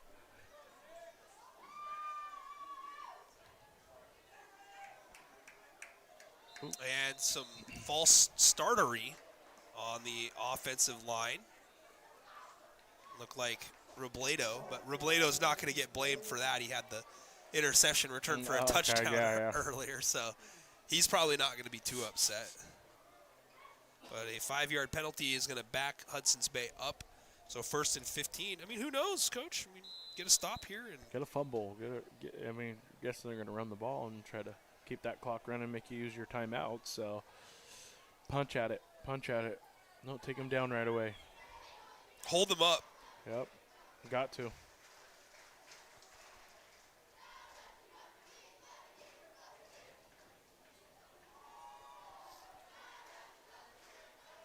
High snap, handed off and a crease. Up the near hash, crossing the 25, tackled down at the 27-yard line is the ball carrier, Kemper. Kemper has 14 yards and a first down. Nice run there. Now it kind of takes the time aspect a little bit more out of the equation, even though you got those 2 timeouts. Best case scenario here, to get the ball back, you'd be looking at about 1:40 if things play out the way you want to. Because of that penalty, though, it's 2nd and 1. So realistically here, I mean, that was the best thing that could have happened for the Eagles, was to fall just a little bit short. Yes. In hopes of getting this first down here and salting this game away. And they hand it off, and look at that. Stacked up in the backfield. It's a loss, and are we going to get a timeout here? 2:49, clock continuing to run, and the answer is no.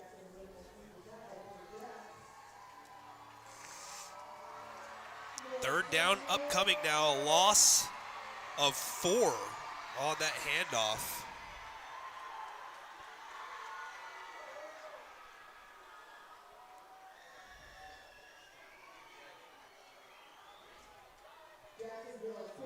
But the Jacks holding on to the timeout, Coach. 2:20 now, still 2 in the back pocket. Got to assume you're calling one here if they get a stop. 3rd and 4. Shotgun, high snap, put down to the running back's belly, and down just in front of the line to gain a huge tackle. There you go, timeout, make them punt. Hopefully they'll punt. Clock continuing to run on No. 4th down. I just don't understand it. I mean, Coach, I've played thousands and thousands and thousands of games of Madden and college football. I mean, down and distance and situation, I mean, I just don't understand. And now we get a timeout. I mean, when are they going to – the clock operator hasn't gotten the message yet. The clock is running here at the stadium, but we finally get a timeout. It's still going. They got to figure out how much to put back on it, but there's 1:28. I just 1:45. Looks like Cheatley's putting up here. I seen his hand. Let's see. Yikes. Still, though, I'm just. Do it again, Cheat. 1:45. Is that what you're giving us? That'd be a gift at 1:45. He's 1-4-0. 0. Okay, 140. They put 145. They thought they had. I seen it the first time. Yeah. I'm telling you. You're And now it changed. Yeah. You're advocating.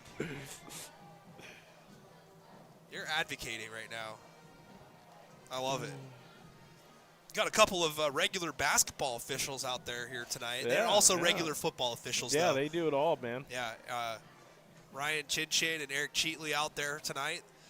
Those two almost always draw the Civil War assignment, mysteriously. That or your boy, Brian Keatley. I got all these guys' names memorized now. You got to. You're not a respectable broadcaster if you don't know how to call out an official. And now Principal Rich Reeves is heading onto the field for some reason. That's something that we don't see very often. So they've got a minute 38 on the clock right now, but now Barker is heading out there as well.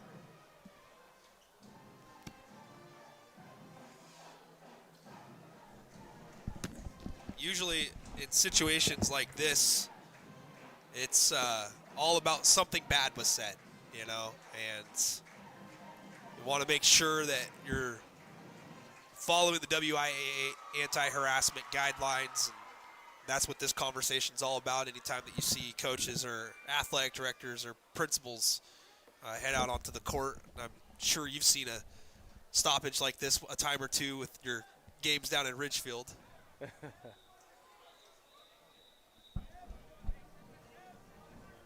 And Coach Barker calling everybody over, and Hudson's Bay doing the same thing with a minute 38 to go. So trying to keep things civil.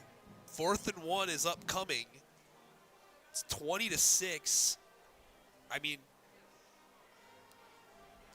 Dre, I just don't want to close the door on the possibility of the game being over here. You know, I mean, I feel like that there's been a lot left on the table here over the last 90 seconds or so for RA Long. And you know, if they get a stop here, let's say Bay goes for it. You know, you got 28 yards to go till you might get another touchdown, maybe.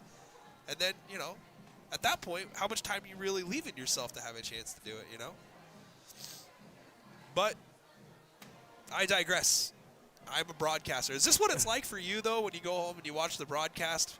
Barker's probably going to be texting you tonight. And you're like, I can't listen to another word this guy says up there. How do you deal with this when you don't call timeout when you're losing to Seton Catholic 8-0 in the first 2 minutes of the game? You know? Oh, okay. See, look, there we go. You See, I remember. Hey, there's a couple times, man. I think we played Mark Morris. They scored 10 straight, right away. hit 2 threes, and you know me. I'm the type You of took guy the timeout though. After we're about down, finally 10-0. They hit 2 threes at 8-0. I think we scored. I've been notorious not calling a time. I don't know if he got it. No. I don't know. I think that they might, based on where the near sideline official came in here on this 4th down play, I think he's short. I don't think they're getting a good spot here. And the clock is stopped for this. Oh, okay. And we got some fans screaming towards the field. And now an Eagles player is down, and it's RA Long football. He is stopped short. So here we go, Jure. Now the clock, a minute 28 to go, and you got a chance to cut into the deficit. Anything can happen.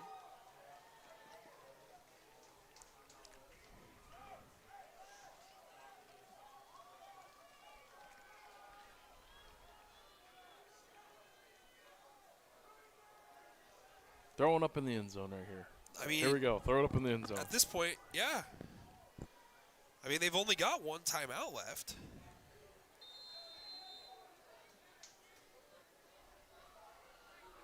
Riveness jogging over, getting the play call. You know, he's just like, I'm just going to run this ball in right now. Yeah, I mean, I get it. He'll throw it left-handed on this play if he has to. Tyler Sylvia, the back to the right of Riveness, who's got a slot here to the near side. And 2 safeties in the middle of the field might get a shot on the edges here. Motion coming across, fake, and it's a keeper. That was the one they ran last time. Yeah, and Riveness cuts it up at the hash, and they're going to go hurry up. No timeout here, clock moving. They didn't even start the clock. Oh, my goodness. Hudson's Bay is just getting absolutely jobbed right now on the scoreboard here because 8 seconds didn't run off during the play. Riveness barking out signals, a minute 11 to go. Jack's threatening to make it somewhat interesting here. And now we've got some movement. Let's see who they got first, and it's going to be encroachment with a minute 3 to go. This should be still 2nd down, I would imagine. It doesn't look like it's a full 5 here to get this first down.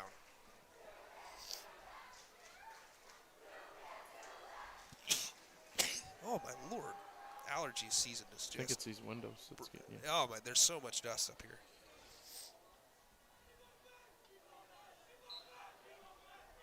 Second down and 1. The ball is on the 18-yard line of Hudson's Bay. 63 seconds to go.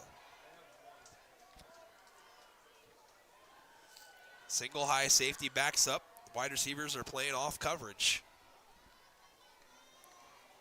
Still got a timeout here. Rivenis back to pass with a little time. Now looking to okey doke, and he steps into a sack. That's a situation there where you just got to burn a timeout right here. It's going to be the last. It's only a short loss on the play. It'll be like 3rd down and 3, but 53 seconds to go now in the ball game, and Jacks are out of timeouts.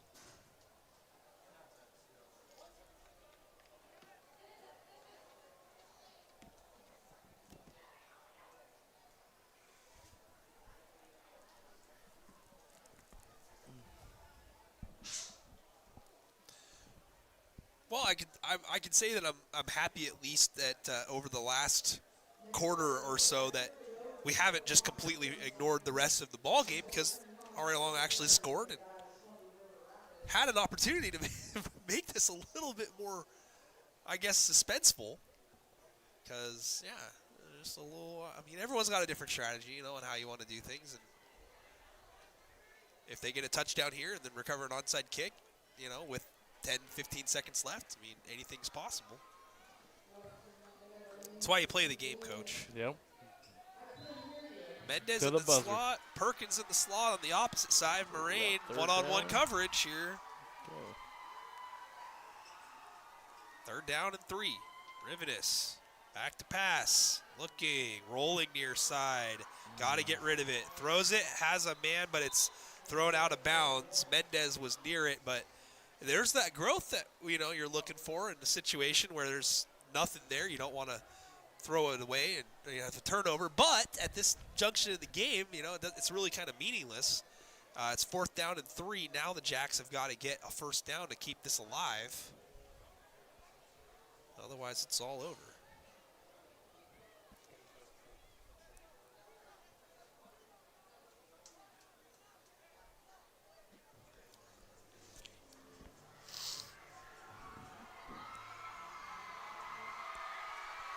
Diesel formation here on this 4th down.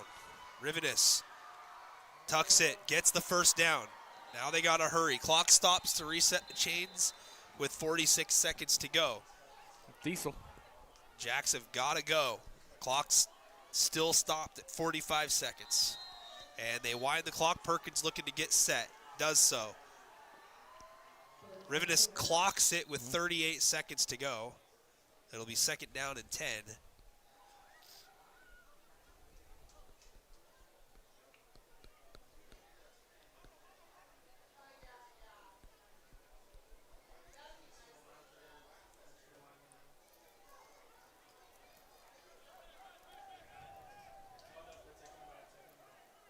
Now they're going to swap formations here. Ari Long going to go with a couple other wide receiver options in Caden Pritchard and Mario Mendez ahead of this 2nd and 10 play with 38 seconds to go. Slot to the top is Mendez. Moraine up there with him. On the near hash, Rivenis back to pass. Now rolling left, has some space to run. Faces up, throws back across his body, catch is made. Inside the 5, clock will stop.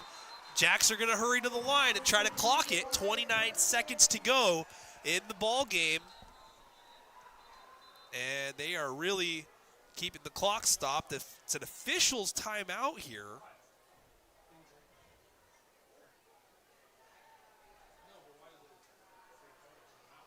So 29 seconds, 1st and goal. Ari Long will have it at the 4.5-yard line.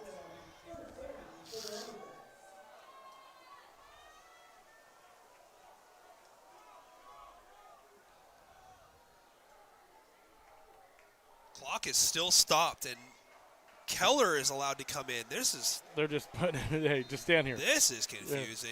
Yeah. And now the ball is clocked with 27 seconds to go. They actually ran 2 more off, 25. It's been a frantic finish here. Well, who's it going?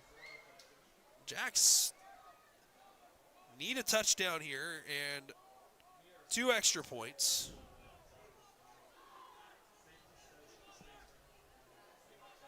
To tie. Ball on the 4-yard line. Diesel formation. Dangerous here if you get stopped, coach. And Rivenes goes left. Did he get in? He's in. He's in, according to the far sideline official. She put her hands up. Yeah, she did. She signaled touchdown. Right? I seen her. And they're running the clock. It's 8 seconds to go. That's crazy, man. Oh, my goodness. That's and it's a touchdown finally, but time is down to 1 second. I'll have to go back and rewatch the hand motion there because the official at the top put her hands up. It wasn't like loud and proud, you know, like remember the old deodorant commercials? Sure, you know, when they'd have that voice, you know, sure, sure, sure, unsure, unsure. Yeah, she was unsure.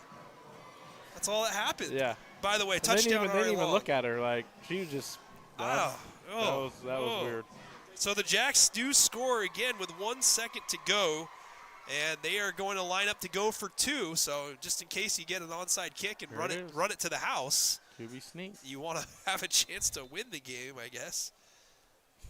And Rivenes stopped, and it's going to be no good on the 2-point try. 20-12. Onside kick coming. But the Jacks with the late cover here at home against the Eagles.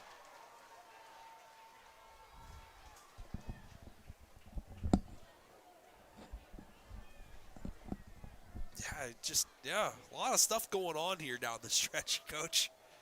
It's the type of game where you're going to question everything.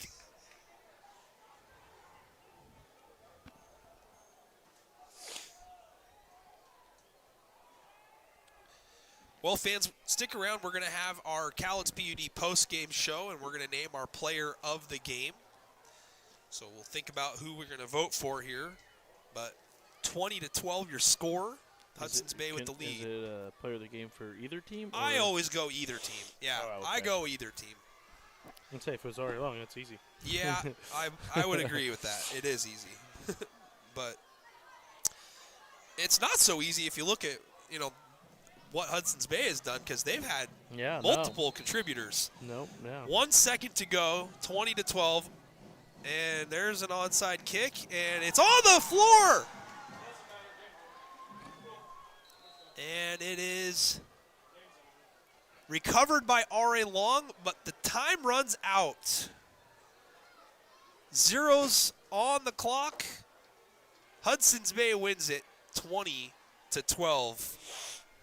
That is your final score.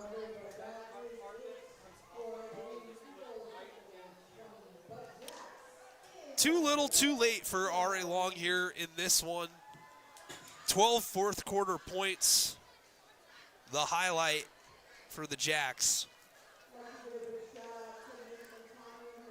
They dropped to 0-3 on the season, 0-1 in GSHL play, and the Eagles get back into the win column.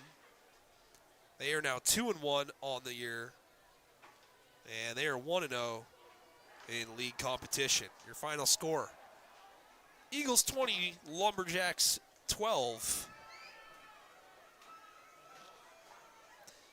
We're going to have the post-game show in just a moment here, folks, and Coach Key and I will probably keep it brief here tonight, with it being a Friday night, and this one winnable, Coach. Probably a little bit frustrated heading out into the parking lot tonight, but as Serena Jenkins points out in the live stream comment section, it looks better than last week for sure.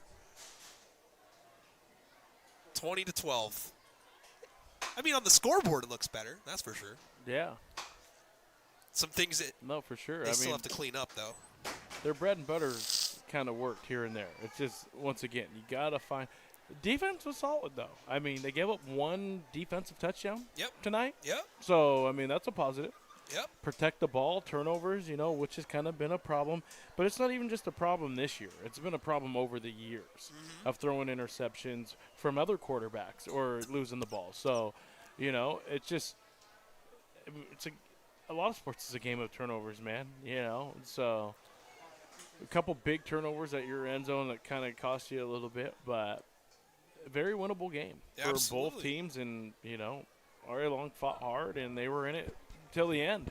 So you just wonder how the game would be different if that first interception, that big momentum play, just doesn't hit them right before the half on that pick six with 12 seconds left. There's a big difference heading in scoreless, right? Knowing that you've shut out your opponent completely in all facets of the game, and you've got a whole half to kind of wear them down and figure things out. But instead, you're behind the 8-ball 7-0, and you can start to feel the pressure mounting.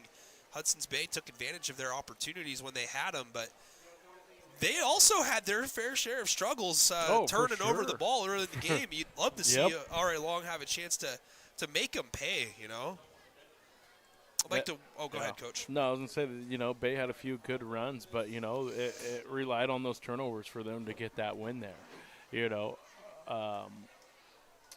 R.A. Long, they kind of marched here and there off the same thing. It's got to be able to find a little bit of a passing game. I keep on saying the same thing, and I don't know who you go to. I don't really know the receivers and the guys they have out there, but you have to try to find something that's going to change it up a little bit or take a shot here or there to kind of open up the runs. But when you can just stack the box and know that it's coming, it's hard to get some yards. So, it was a competitive game, though, man. Better than the ones, obviously that we've seen recently. So, I mean, you got to take a positive, find a positive out of it where you can. And hopefully, once again, you get better next week. I'd like to welcome everybody here. This is the Cowlitz PUD postgame show. Cowlitz PUD providing customers safe, reliable, cost-effective hydroelectricity since 1936. Nick Sisson and Jeray Key here up at the press box at Longview Memorial Stadium, and we're here to wrap this one up. 20-12, your final score, Hudson's Bay with the victory, and like Coach Key was just alluding to, situational football, an opportunity, I think, for growth for R.A. Long here after this one, because these guys are going to learn a valuable lesson that the game is never over until it's over. The one aspect of everything that I love is that they didn't quit and go into the locker room with the shutout for Hudson's Bay intact. They battled all the way to the end. Jackson Rivenis with 2 touchdowns late in the fourth. Obviously we can sit up here and speculate all day if things are different, if you do A, if you do B, if you do C. At the end of the day, it's a loss, but it's an opportunity to continue to grow and to continue to build. The games are only going to get tougher going forward here, presumably for R.A. Long at 0-3 right now. Of course, when you look at the schedule and you hunt and peck for games that you could possibly win, you might look at the game at Hawkinson next week, and you might look at the game against Columbia River after that, except Columbia River beat Seton Catholic this year. Last year, the game was a one-score game, Coach, but, between the two teams on the road. So, I mean, I'm just saying, I get it. I see you there. You're like, what? Columbia River? Columbia River's, obviously, they're seeming like they're the team to beat right now, is just all, in my mind from what I've seen. Sure. You go and beat a Seton, and then a Seton goes and blows out Mark Morris, and Mark Morris has a 10-point lead, and now River goes into, transitive properties. Just following it, I'm going, hey, River's the team to beat right now. But, I don't really know. Honestly, I don't know much about. I've followed it, Woodland and, Washougal and Ridgefield. I know they're all good teams, too. It's just if you look at, strength of schedule. Yep. I guess you would say early in the season. It's just like strength of schedule early in our season or so, and you got us at number 10, and you got other schools at number 4. We're bringing this out. But, I'll just leave it at that. It ended up in the right order. And, hey, by the way, what guts I had, I'm a huge homer here, going 3 teams in the GSHL in the top 10 preseason. And guess where they all ended up? Top 6. All the 3 best teams. So, at the end of the day, Coach, we may have to move a couple around here, but I did a pretty fair job there, I think, I don't know many other media guys. That one guy picked Mark Morris in every single one of your games this last year. You know, Yeah, I your know. best friend that you're sponsoring, Jody Naylor. Yeah, you know? He came in the deli the other day, and guess what? You're for sure. I gave him a earful on that, and I told every server in my restaurant when they walked by him that he picked Mark Morris. He's like, "Oh man!" I said, "You think I'm ever gonna let that down?" No. He Yeah. looked at me like, "Man," he probably was thinking like, "Why did I come in here?" Yeah. But I let him know, and he just kind of started laughing about it. Yeah, those I was like, Monarchs. every time I see him. Yeah.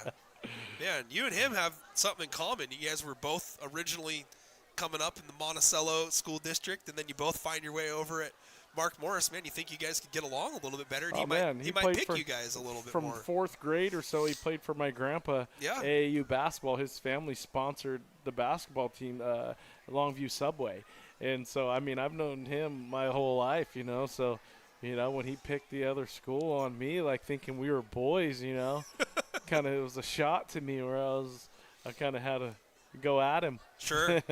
Well, I mean, yeah, for good reason, you know. Meanwhile, I can't show my face over at the Mark Morris side of things just because I'm always picking RA Long. I got everybody in the live stream comment section calling me biased and such, which, you know, I disagree with, you know. Yeah, I wouldn't say all that when you got them above us in Yeah. certain standings, and I Right. have to send you a message like, "Oh yeah, that's how you feel," and Yeah. then, you know, well, you know, you guys, you need to do this and Yeah. that, and you need to call a timeout here. Yeah. Okay. Yeah, if only we could coach from it's the it's headset. all fun and you know? games, though, man. I Hey, love it. It's hey. fun. You guys do a great job. I like, you know, the banter back and forth with everybody and, you know, whatnot. It's, you know, even like me and Ken Kelly, we're pretty cool. Like, you know, he's doing a great job over there, and we've I helped do the War of the Borders this year, and you know, he runs that camp and had my guys going there, and just he's done a great job stepping in the back of his shoes. So tip my hat off to him for what he's done over there. Yeah, we should digress a little bit from our basketball conversations. Although, yeah, I need to like have direct access to you during a game, just so you know, like, hey, this is what I'm talking about right here. Let's make a move right now, and let's just make me happy, type thing. No, you're a great sport with putting up with me. You know, I could sit here and talk about this all night long, probably with the audience here, Yeah, but I'll send you a text. but later. they don't know. They don't know. They don't know that. They don't know what you get. They don't know what Coach Key and I mean, we started out, and I came up to talk to him for the first time, and I had to introduce myself as the guy that sold him a car at Dick Cannon Toyota, and it's like, Sure oh, did. yeah, I remember you, and it's just like, don't film too many of our games because we've got a good team, and I don't want anybody to see what we got. that's And right. I was just like, oh, so don't stream. Okay, well, this is kind of difficult because I kind of do that, you know.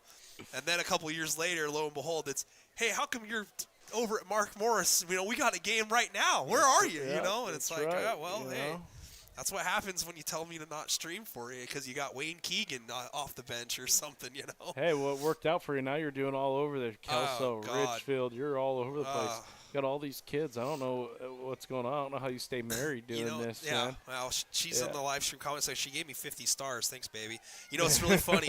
Not to get too far off topic, but during halftime, the guy who's down here, one of the assistant coaches, 19 years old for Hudson's Bay, comes over to me while you're using the restroom, and he says, hey, man, I just want you to know I've been watching your stream since I was a freshman at Hudson's Bay, and I love watching your thing. I just had to come over here and introduce myself. 19 years old, he's got an assistant volunteer job up here for the Eagles, and, you know, it's comments like that. No, it's that's like, cool. You know, No, exactly. a Hudson's Bay, you know, guy comes up and is like, yeah, absolutely. I love watching your streams.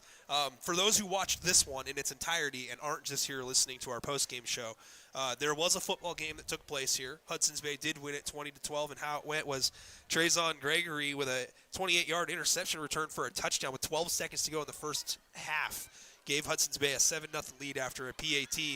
And just when you thought it couldn't get any worse for R.A. Long in the pick six department, another one happens thanks to Caden Robledo. He picks one off and goes about 16 yards to the house on an interception return. Another PAT made it 14-0.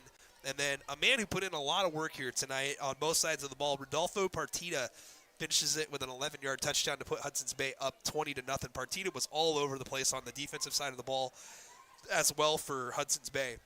And then Jackson Rivenis comes away with 2 touchdowns running the football, one of them with 1 second to go in the game. The Jacks recover an onside kick, but the time runs out. They can't run a play after that. 20-12 your final after the Jacks go unsuccessful on a PAT attempt and a 2-point try. Player of the game, Coach. I mean, for RA Long, it's easy. Our PUD player of the game is Jackson Rivenis. Unbelievable effort on both sides of the ball. And obviously, a couple of plays that he's going to wish that he can have back tonight when he hits the hay. But ultimately, some huge hits from the middle linebacker spot. That kid just played fearless tonight, and he was delivering the punishment to the defense rather than absorbing it. Yeah, definitely. I mean, he played solid both sides of the ball. I mean, he was a spark defensively and offensively for him. So. Great job. Overall player of the game, I'm thinking it's either between Partita or Gregory. That's kind of who I came up with for Hudson's Bay. Gregory had that first pick six. He had a couple of good catches during some drives, but I liked what Partita did on both sides of the ball. I thought he was a tremendous gap filler at the linebacker position tonight for Hudson's Bay. So our overall player of the game tonight, it's got to be an Eagle, Coach. Between those two, or unless there's a third guy that I'm missing out on, what do you think for who our Eagle of the game is? Yeah, I would agree with you on the Gregory kid, number 5. He had a solid game. He had a couple other catches too later down there. Yeah, and he was good. He was good, man. He did a really good job for him, and I think when he did he have the pick? Did he have the pick there? The first one. Yep. Yeah. I mean, it kind of eased him in. Absolutely. And I mean, that kind of was a huge momentum that kind of eased him into the game here, into the second half. So definitely, I think it was him. All right. He stood out. Well, congratulations, Trayzon Gregory, our Cowlitz PUD player of the game. And then for RA Long, top performer, Jackson Rivenis. Jax head to Hawkinson next Friday to take on the Hawks. And we will be back here for Washougal versus Mark Morris. That's all I got here, Coach. I think I'm going to get us on out of here. We can go find our kids and, go enjoy the rest of this Friday night and enjoy our weekends. Got anything special going on for you guys?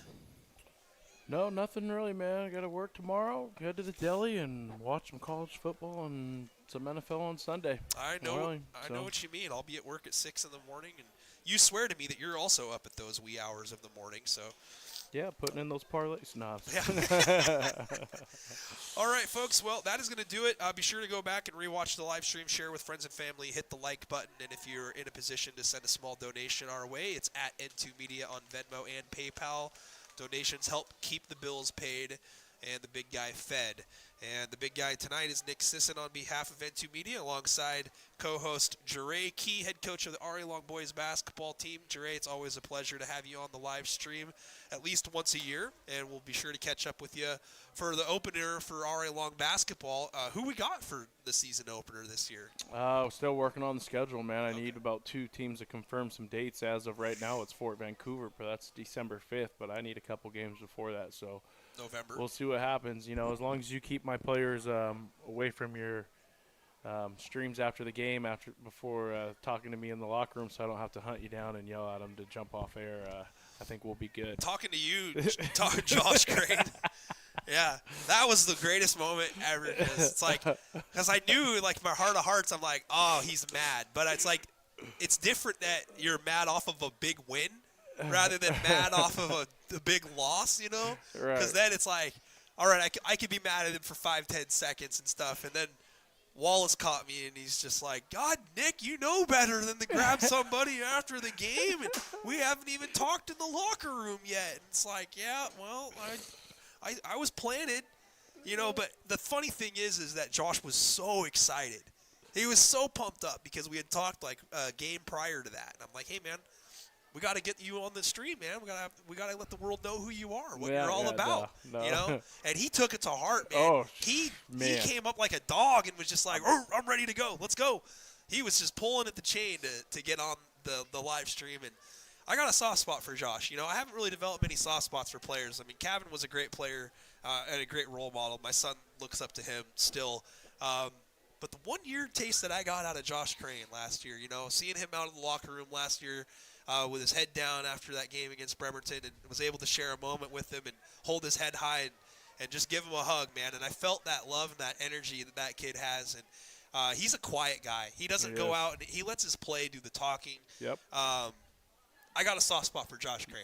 I'm excited for his senior year. I think he's in the Jamison McCann conversation for 30 points per ball game. But Yeah. what a great kid. It was a great moment. I'm glad you're a good sport about it. Nope. Yeah, it's all good. Because, No, yeah. I love it. It's awesome. It's something that we won't forget. It's Yeah. going to be on the N2 Media bloopers one of these days. All right, well, let's get out of here, buddy, and go enjoy Yeah, the rest of thanks, this man. night. Thank you, everybody, for watching tonight. Come on back next week. Watch Shugle, Mark Morris, Nick Sisson, and Drake Heath saying so